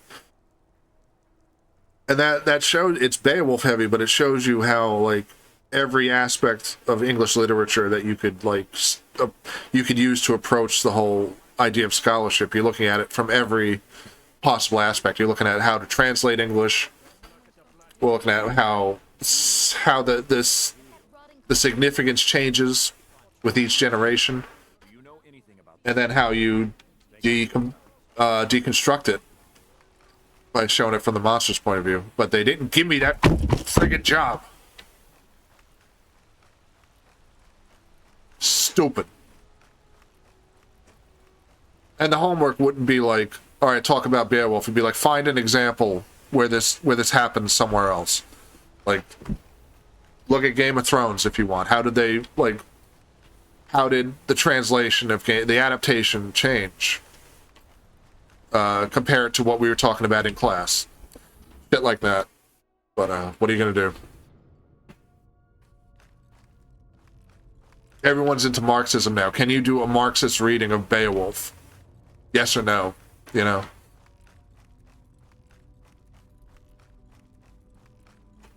It was another stupid idea of mine to do, like, because when you get into the Gothic, like, specialization, you have to do, like, what is Gothic literature? Which is like, okay, you know, like, you can make a jack-off motion if you want. I don't mind. But, like, the example would be The Sopranos. Is can you do a Gothic interpretation of The Sopranos? And it's like, why or why not? Like, the cons would be, it takes place in New Jersey. There's no, like, Gothic architecture. There's no, like, ghosts or anything like that. But the pros would be like, it's completely death obsessed. There are omens, like dream sequences, like, are proven true. At some point, there's an actual seance that proves that everything that happens in people's dreams, like, manifests in reality. It's like, those are very Gothic. So, like, pick one and articulate it. But I didn't get that job either.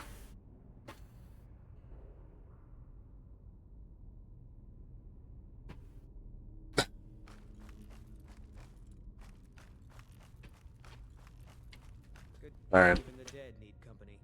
That's what our cape. You are looking for our. My duties keep me busy in Markarth. I don't know if I can help you. I think you need to calm down. Aye. You know, in the priesthood of Arcade, we have a joke. That's no. I suppose I can come with you for a short venture. So I like this quest, but it gets tasteless here, which is another problem with Bethesda. It's just suddenly like, time to be gross. How do I get out of here?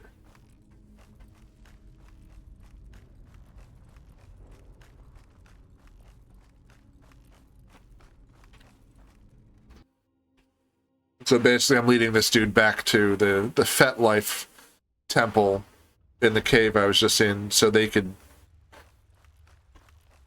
So a bunch of cannibals could just eat him. And then I could get a ring that makes me eat corpses and gain health, which I'll never use. But it's a cool looking ring. How do I get out of here? I hate this game. Could you point me in the direction of where I'm supposed to go, please? Move.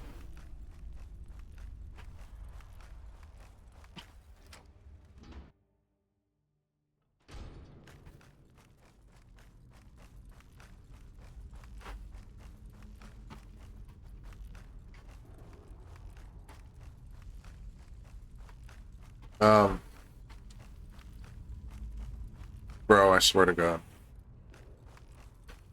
No, it doesn't. Don't say that out loud. You know the modding community for this game is, like, totally, like... I was about to say a bad word. I'm not allowed to say degenerate, am I? Like, degenerate in a bad way.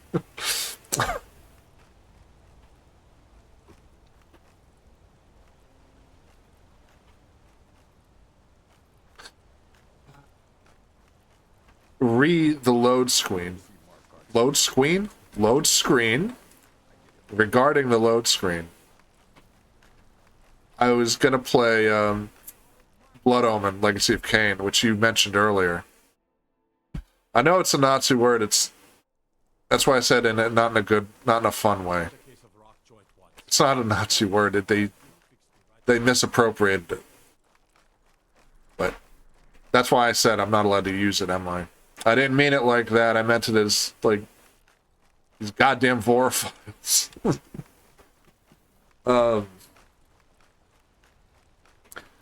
Read the load screen. I was going to play Legacy of Kain Blood Omen, but I only have a PlayStation 1 ROM of it.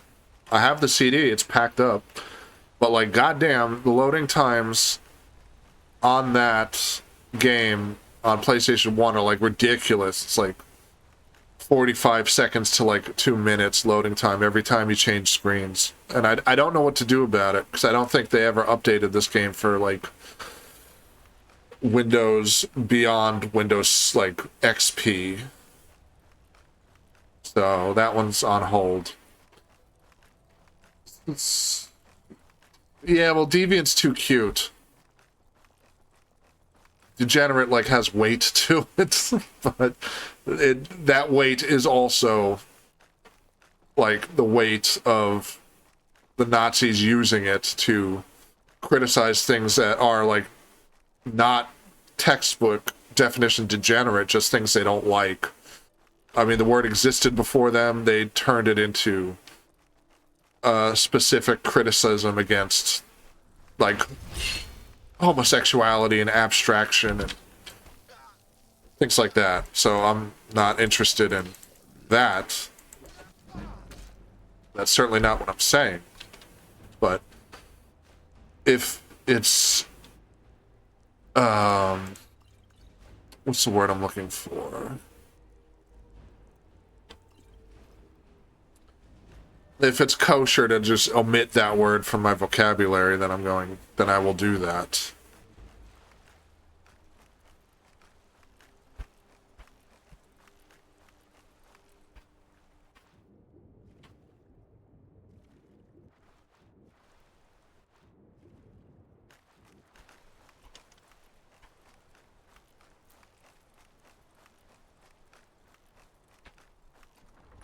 I hate mead. It's disgusting. And I love sweet, happy, like, alcohol. Like, I love me some, like, red Moscato. If it's pink, it's even better. But, like, mead is just disgusting. It's, no. Now this is going to be a good Who are you? What's going on? Alright, yeah, you know what? Yeah, I take back degenerate. Pervert. Pervert's a really good word that hasn't been marred by European fascists and operating between the 1920s and 40s. So let's say pervert. There are too many goddamn perverts in the modding community of Skyrim, and I don't want to hear anyone say there needs to be more vor in it.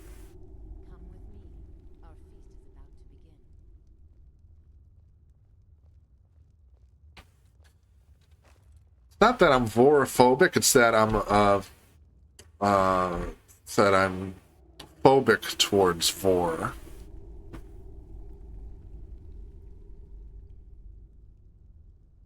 I don't know if I want to look at this, but might as well, since it's happening. I think I have to trigger it. So, like, you know what's going to happen. It's like Edgar Allan Poe for FetLife shit. Oh, she's going to do it. No, she wants me to do it. What do I do? Hey, man. Is there a lever?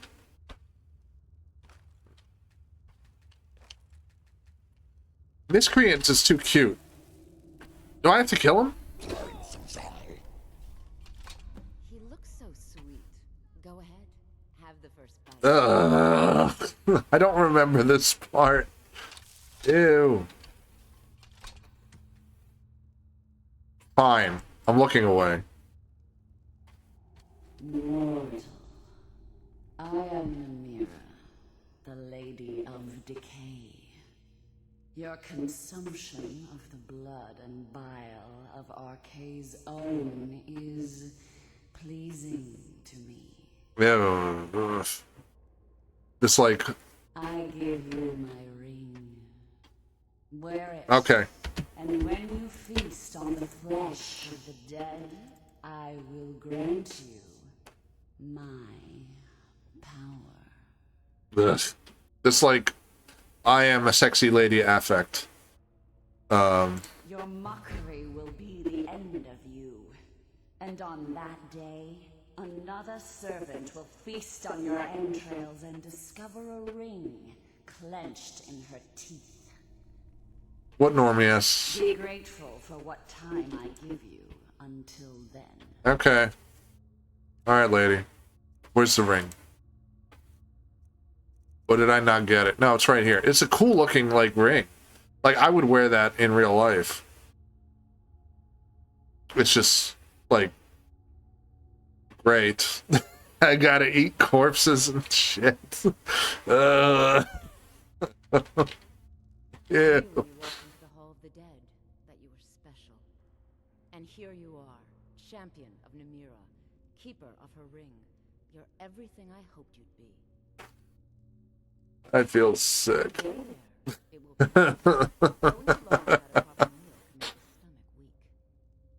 free to stay and mingle with your new coven if you have the strength. So like all of this, and like she's real good about like Lead the way. she's one of the better followers, even though she looks insane. I don't know if I would call her normie ass. She's got like the afflicted eye. But yeah, otherwise I guess she just looks pretty much like she's from Milwaukee. Listen, nobody has a sick goth fit. She's like gummo goth. She's like mid to late 90s goth, where they're just insane and on meth. And they eat people. Like that's a very specific brand of Midwestern goth that has no real name except for me calling it gummo goth. She's absolutely gummo goth. 100 million %. I don't think there are any actual goths in this game. You were given Namira's ring. A great honor. Does she? Does she look like Bugs Bunny? I don't see that.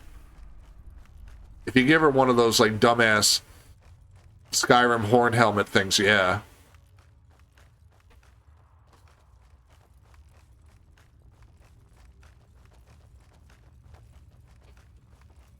Yeah, well, okay, yeah, even better, a winged helmet. What's it? No, there is one goth in this game, the vampire lady. But she's like not full-on goth. She's just like, yeah, I wear black. I watch Daria.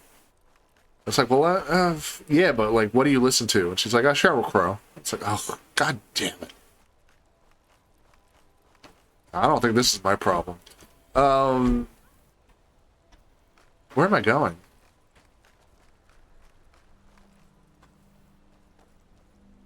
I don't... the Dark Brotherhood are like... They're people into the Misfits. Like, they're not goth. Not in this game. I hear the Dark Brotherhood in, like, Oblivion is really cool. I will never know, because I refuse to play Oblivion. But, yeah, no, in this game, they're just horror punk dickheads. Yeah, definitely all losers.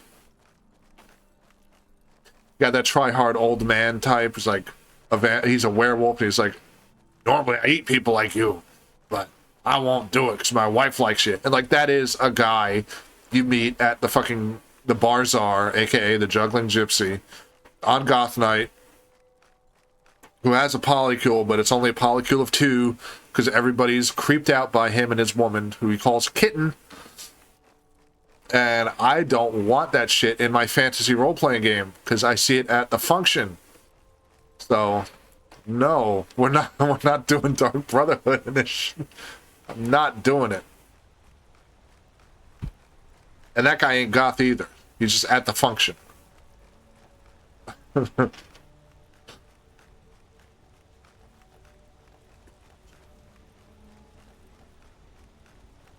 That's a dangerous statement for me to agree or disagree with. So I don't know what all that entails, to be perfectly honest with you. All the Norwegian racists. So everyone who's not a Nord in this game is a goth. That would, like, very closely align with the original, like, context of the term goth. Like, it was originally meant as like a blanket term for anybody who isn't from the Roman Empire. You're either an Ostrogoth to the east of the Roman Empire or a Visigoth to the west. Technically Wisigoth, but that sounds so stupid. So we're in the year 2025. When you talk Latin, you could use V. It's a Visigoth. That entered English through architecture, through everything that wasn't Renaissance or Hellenistic era, Italian, Greek derived, inspired architecture, aka cathedrals. Those were all Gothic. They're just of Goth origin, of distinctly not Roman or Greek. That's the very first instance of that term. So yeah, in that sort of way, like if you look at this, if you look at Skyrim from a nationalistic point of view, where the Nords are like the chosen people and everyone else is an outsider, then yeah, in that specific context, everyone who isn't a Nord is a Goth.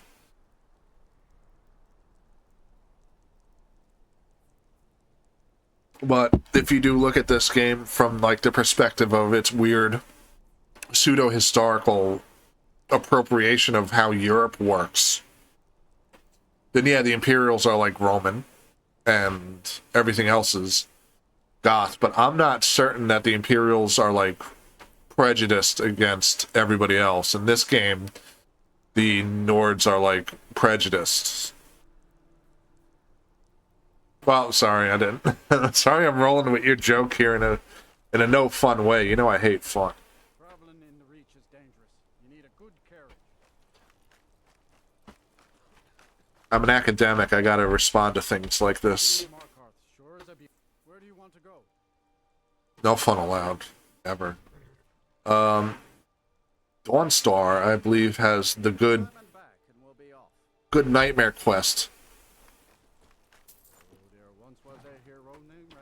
Yeah, the racism got, in a way, it got reversed. It's also another pseudo, like, historical thing from this developer's very, very, like, obviously North American standpoint that, like, the cartoon Scandinavian would be racist.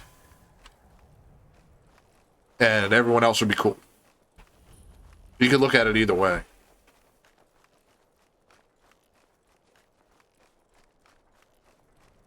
I'm not talking to you. Get away from me, child.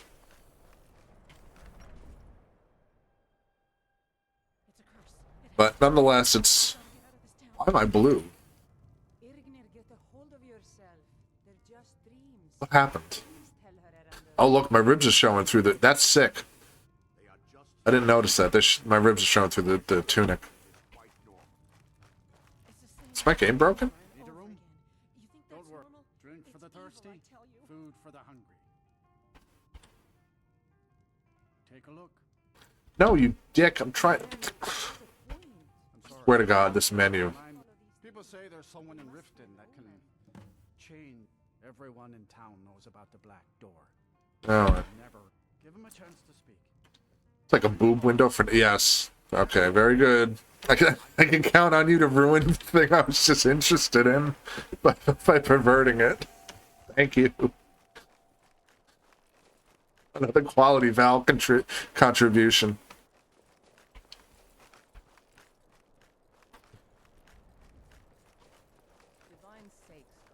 What y'all talking about? What's you been eating? We're not soldiers anymore. Your man Ulrich is wearing his old Legion armor. What should I make of that?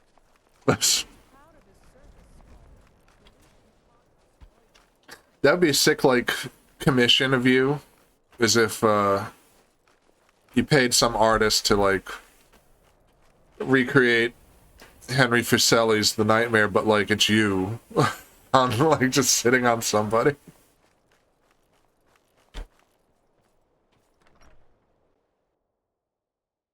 The mortar and pestle makes potions, if you can't tell from the name.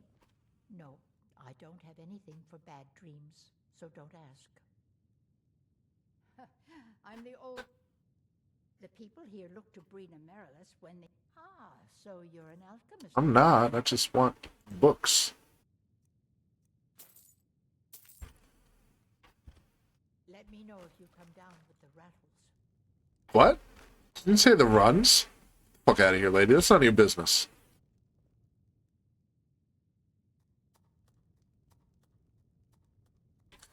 I don't know how to do any of this shit. I've never bothered. I think you need to, like, have a wiki open in, like, your other screen to know exactly how this works. I don't have the,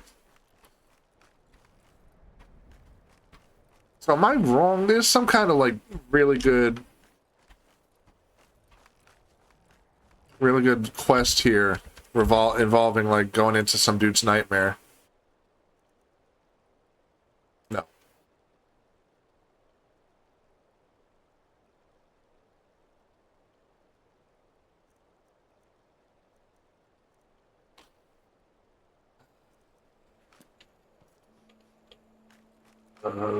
This fucking game. Maybe I gotta talk to the Jarl.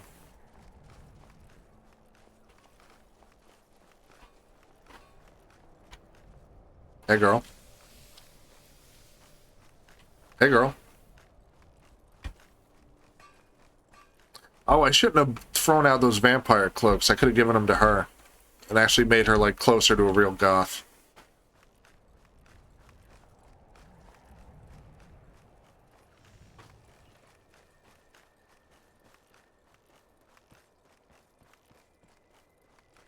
Arender? I don't know who that is. Is that you? Oh, hell no. That ain't you at all.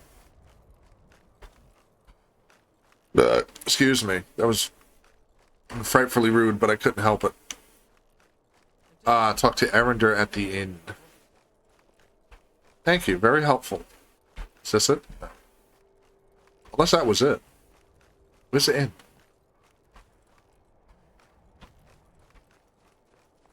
I don't know where anything... There it is.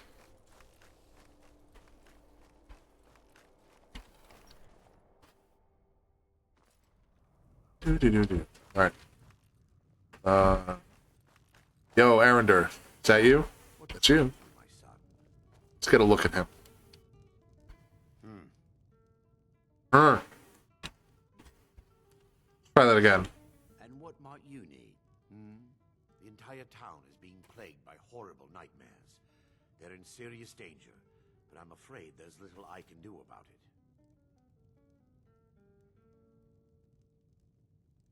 These dreams are manifestations. He's wearing too much yellow. The Daedric Lord, Vermina.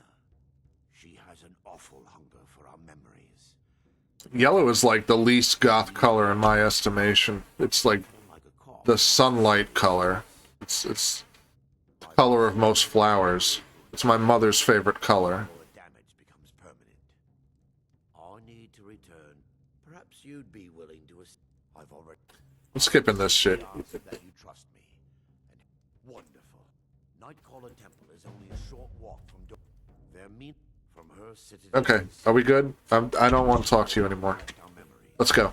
Leaving nothing in return, apart from visions of horror and despair. That's a good song, lady.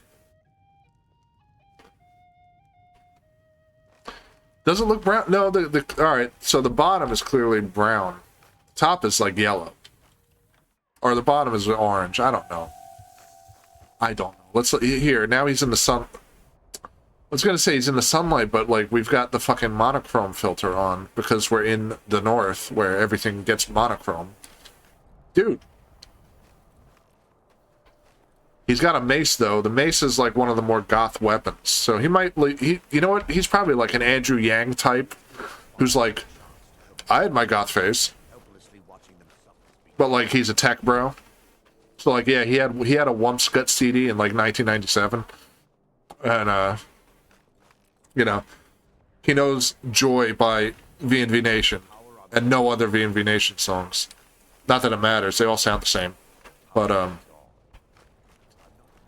now he's into like Sam Cooke. So he left all of that shit behind. When the temple was active, the priests would rarely be seen in Dawnstar. They preferred to live a solitary existence. The temple's been for decades now. Ironic, isn't it? I wish you would stop talking and teleport to the place I need to go. She had the common courtesy to do that. Oh, walking, talking simulator. Fuck it, I'm going.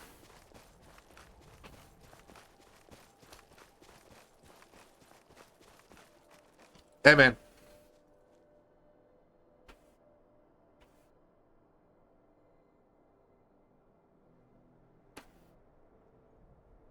Are you cold? Do I have anything she could wear?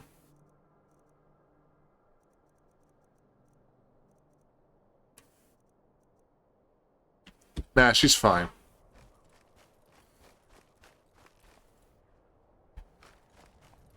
Hey, where are you?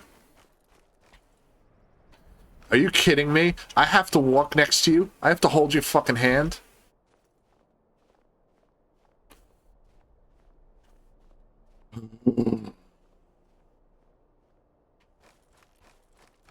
Go. Go.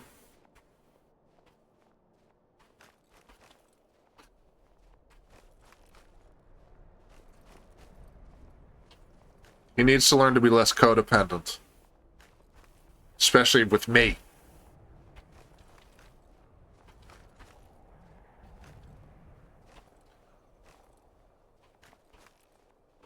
Well, she hasn't had a corpse in a while, and I'm not particularly interested in watching her do that. Go! Go! I hate this game. We should do this quest. This is a fun quest. I remember this quest being good.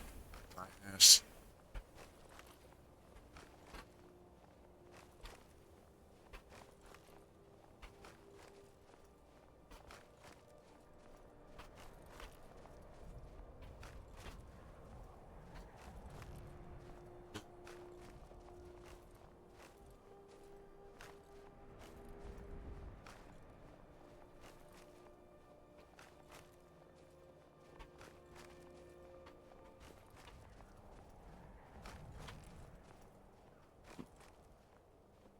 I remember that. I remember getting married to someone who was hard to find. It might have been her for all I know. Oh no, you know what it was? Alright, this is embarrassing. But I don't care. All of the men you can marry in this game look like dog shit. Just completely untenable in every way possible. Like, you don't want to look at them, you don't want to hear them. So marriage is stacked in the women's favor, even though, like, you know, this isn't phenomenal, but, like, goddamn, like, compared to every man in this game, she's like the singer from Ghost Cop, you know, like, she's Xanius from Linea Aspera, you know. So there's one mod that makes, like, handsome husbands or something, and there's only one of them. Even then, even when you mod this shit, there's only one that's actually worth looking at. So, but he's a pain in the ass to get. So I did all of that shit, downloaded the stupid fucking mod, did the quest I had to do to get the stupid husband, and then when we were leaving Riften, he's walking very slowly and then gets killed by a random spider. And I think that might have been, like, one of the last times I played this game. I was like, man, that's just the semiosis is undeniable. You're telling me not to play this fucking game.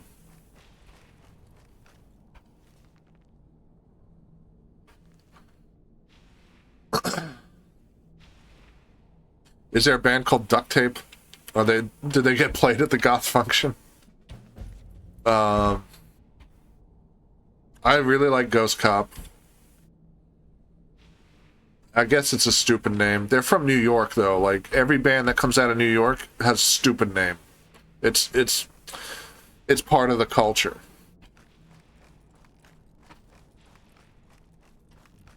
What do you want me to do?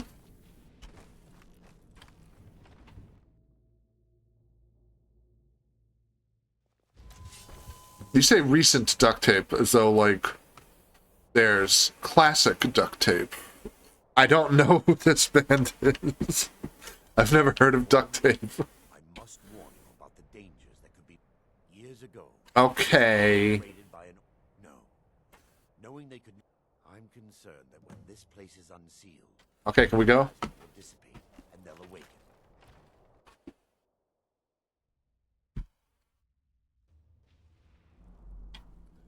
I guess.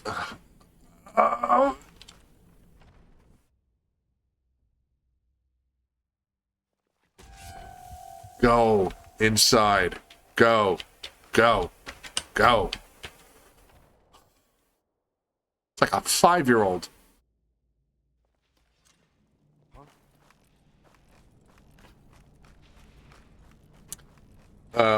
I refer to this former friend of mine, the one who kept getting me into, trying unsuccessfully to get me into King Diamond and Kiss, among other bands, was like, you really need to listen to Kleenex.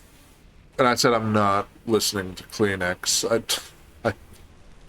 I'm not doing it. I don't care if they're good. He's like, no, well, you're into, like, Susie and the Banshees. It's the same thing. I was like, no. I said no. You have to have standards. That's why I like this quest. This skull, it's got a skull in it.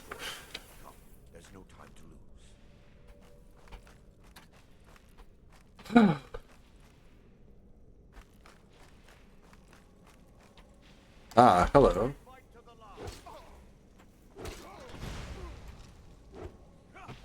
Hey, man.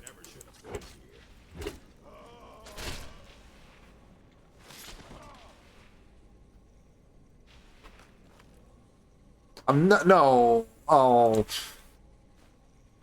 I'm gonna waste my time every time I try to loot a corpse. This ring's gotta go. Where are you? Sorry, I'm taking that shit off. Can I go? Yeah, it's the same exact band. Because they got sued by Kleenex, the tissue company, and changed the name to Lilliput. I was like, I'm not doing it. There may be a way to bypass them. My knowledge Okay. comes from when the orcs in I've spent the last few decades living. I still have my key to the library. Whenever you're ready, let's move on. Go.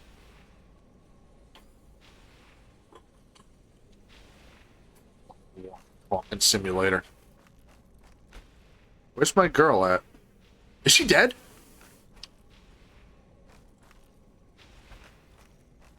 No, where is she?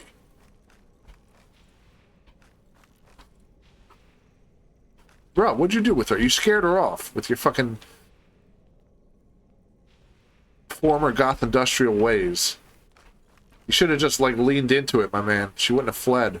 Now she thinks I'm a fucking poser. Maybe she didn't. Be careful. We're certain to find more of the awakening. No! Stop talking.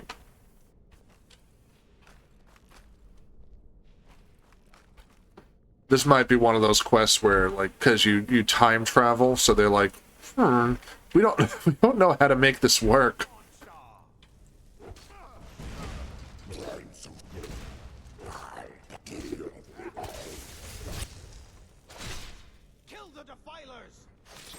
So they just leave any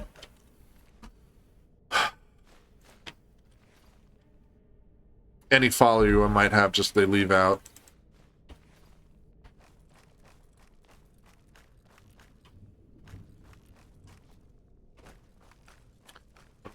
What am I doing?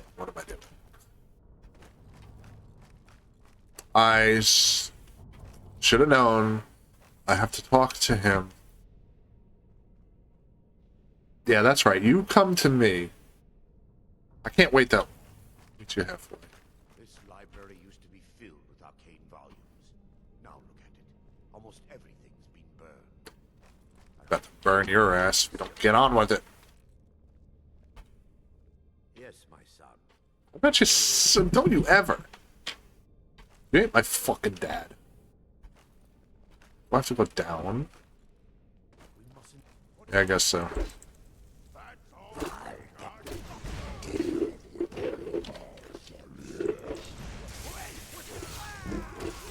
Oh, sorry, dude. You shouldn't have gotten in my way.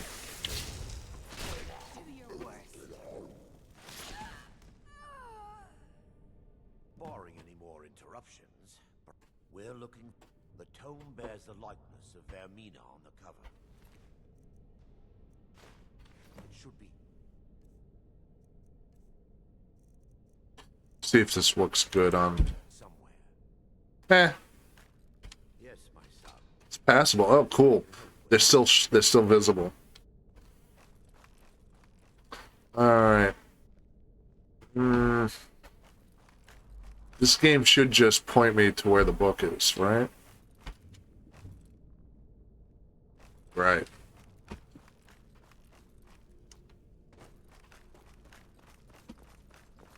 Yes, my son. I didn't have this fucking thing to say to you.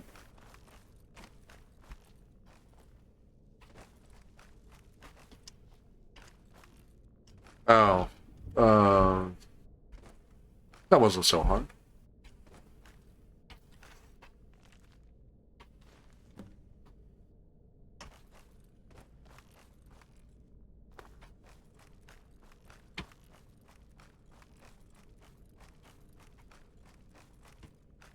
Yes, my son. Let me take. Mara be praised. That's also another semi-gripe. There were no books like this in like medieval Europe. They were very, very few and far between and very expensive. So this is kind of like a cute little conceit that these Bethesda games have, where there's like 100 million books. They're just all over the place. Yes, the Torpor grants an ability the priests have quieted. Sadly, I have yet to. As a sworn priest of Mara, the elixir. All believe there is a laboratory in the. Okay, let's go to the laboratory. You should be able to locate a sample. And I'll get out of here.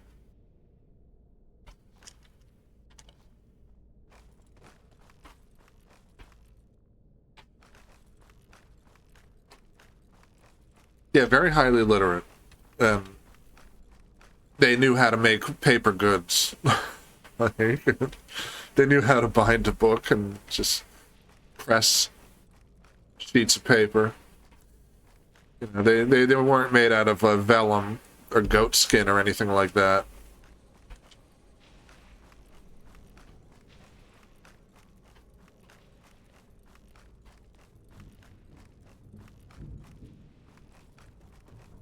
My God, I don't know what I'm doing. Oh, no, I do know it's... I'm not going that way.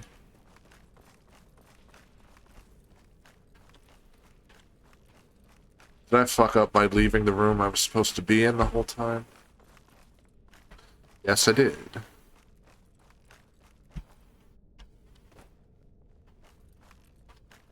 Oh, no, I had to follow this jackass again. How silly of me, I should have known that.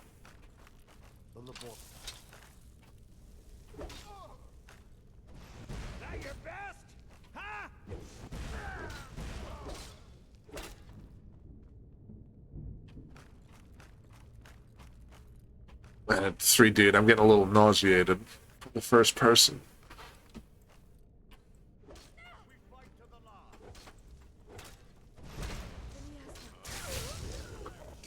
Dude, get out of my way.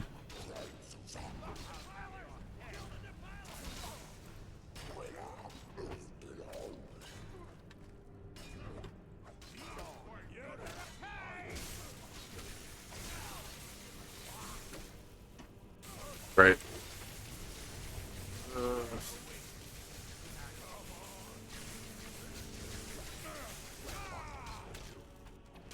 Oh, is he dead?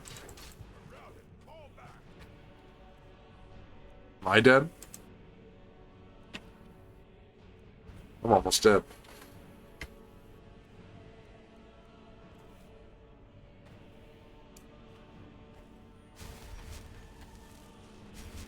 How do I have no magic?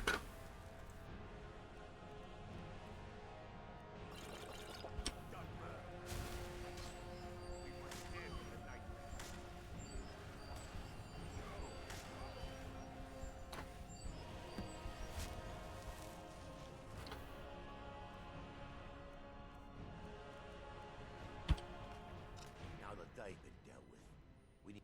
It should be. I'll begin searching up here. The Torpor should be in a. That means it's down here. If you find it, bring it to me.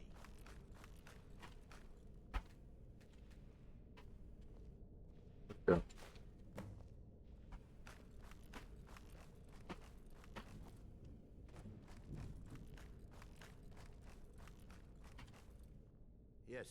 on relief. So, I've taken us this. I Okay. understand your hesitation, but I promise you that it works.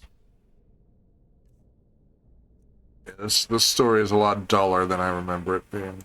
The orcs have breached the inner sanctum, Brother Varen. We must hold. Oof. We can't allow the skull to fall into Too much absinthe filter. No more than a handful of us remain, brother. Then we have no choice. Can't move. I gotta listen to them talk.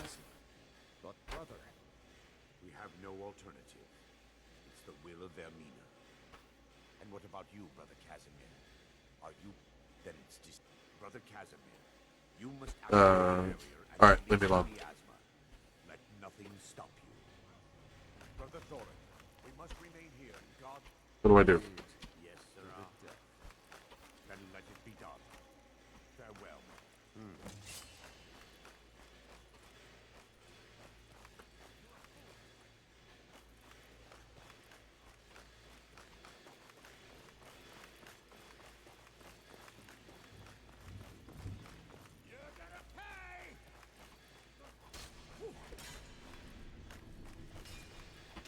What, having to endure this goddamn story? Getting lost in fucking I can't see land? Because everything's blurry? Cataract fucking simulator? Oh, please. Oh, please. I don't have any weapons. You'll beg me to kill you before I'm done. I'll kill you. Hey, girl. Get out of the fucking way, man. There's no... Unless there's a way out here that's not them. Alright, thank you. Ugh.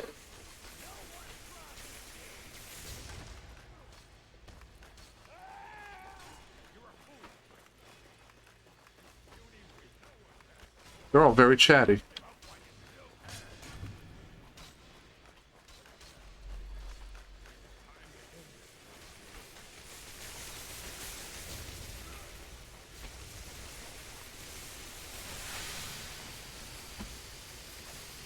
Alright, now what?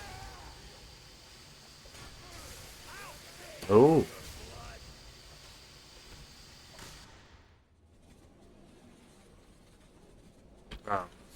Hello.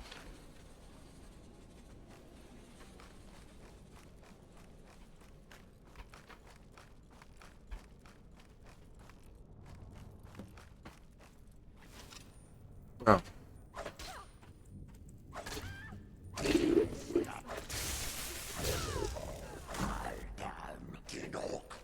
Yeah, that's right.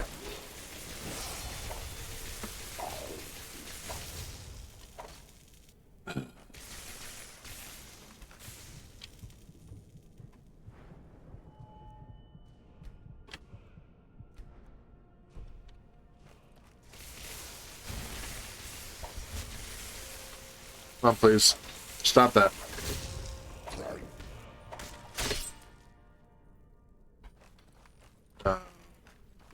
Where would you like me to go, game? Oh my god.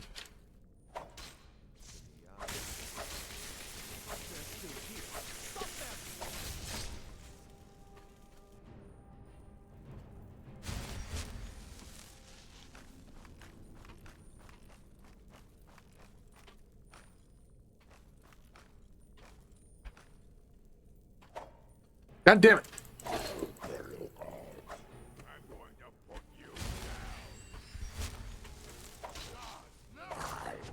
Then...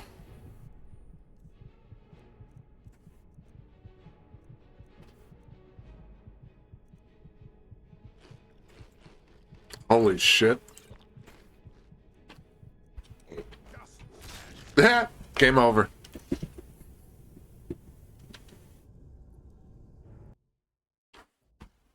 I'm not doing this shit.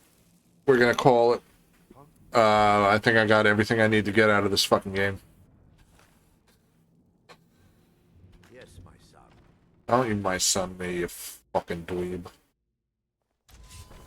On outside, do I have my Gummelgoth girlfriend? Yes, I do. All is well. We're gonna forget this ever happened. And, not play Skyrim again. Thanks for joining us. It's been 4 hours. God damn. Yeah, enough of that. No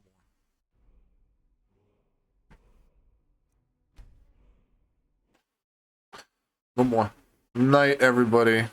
Thanks again. Until next time.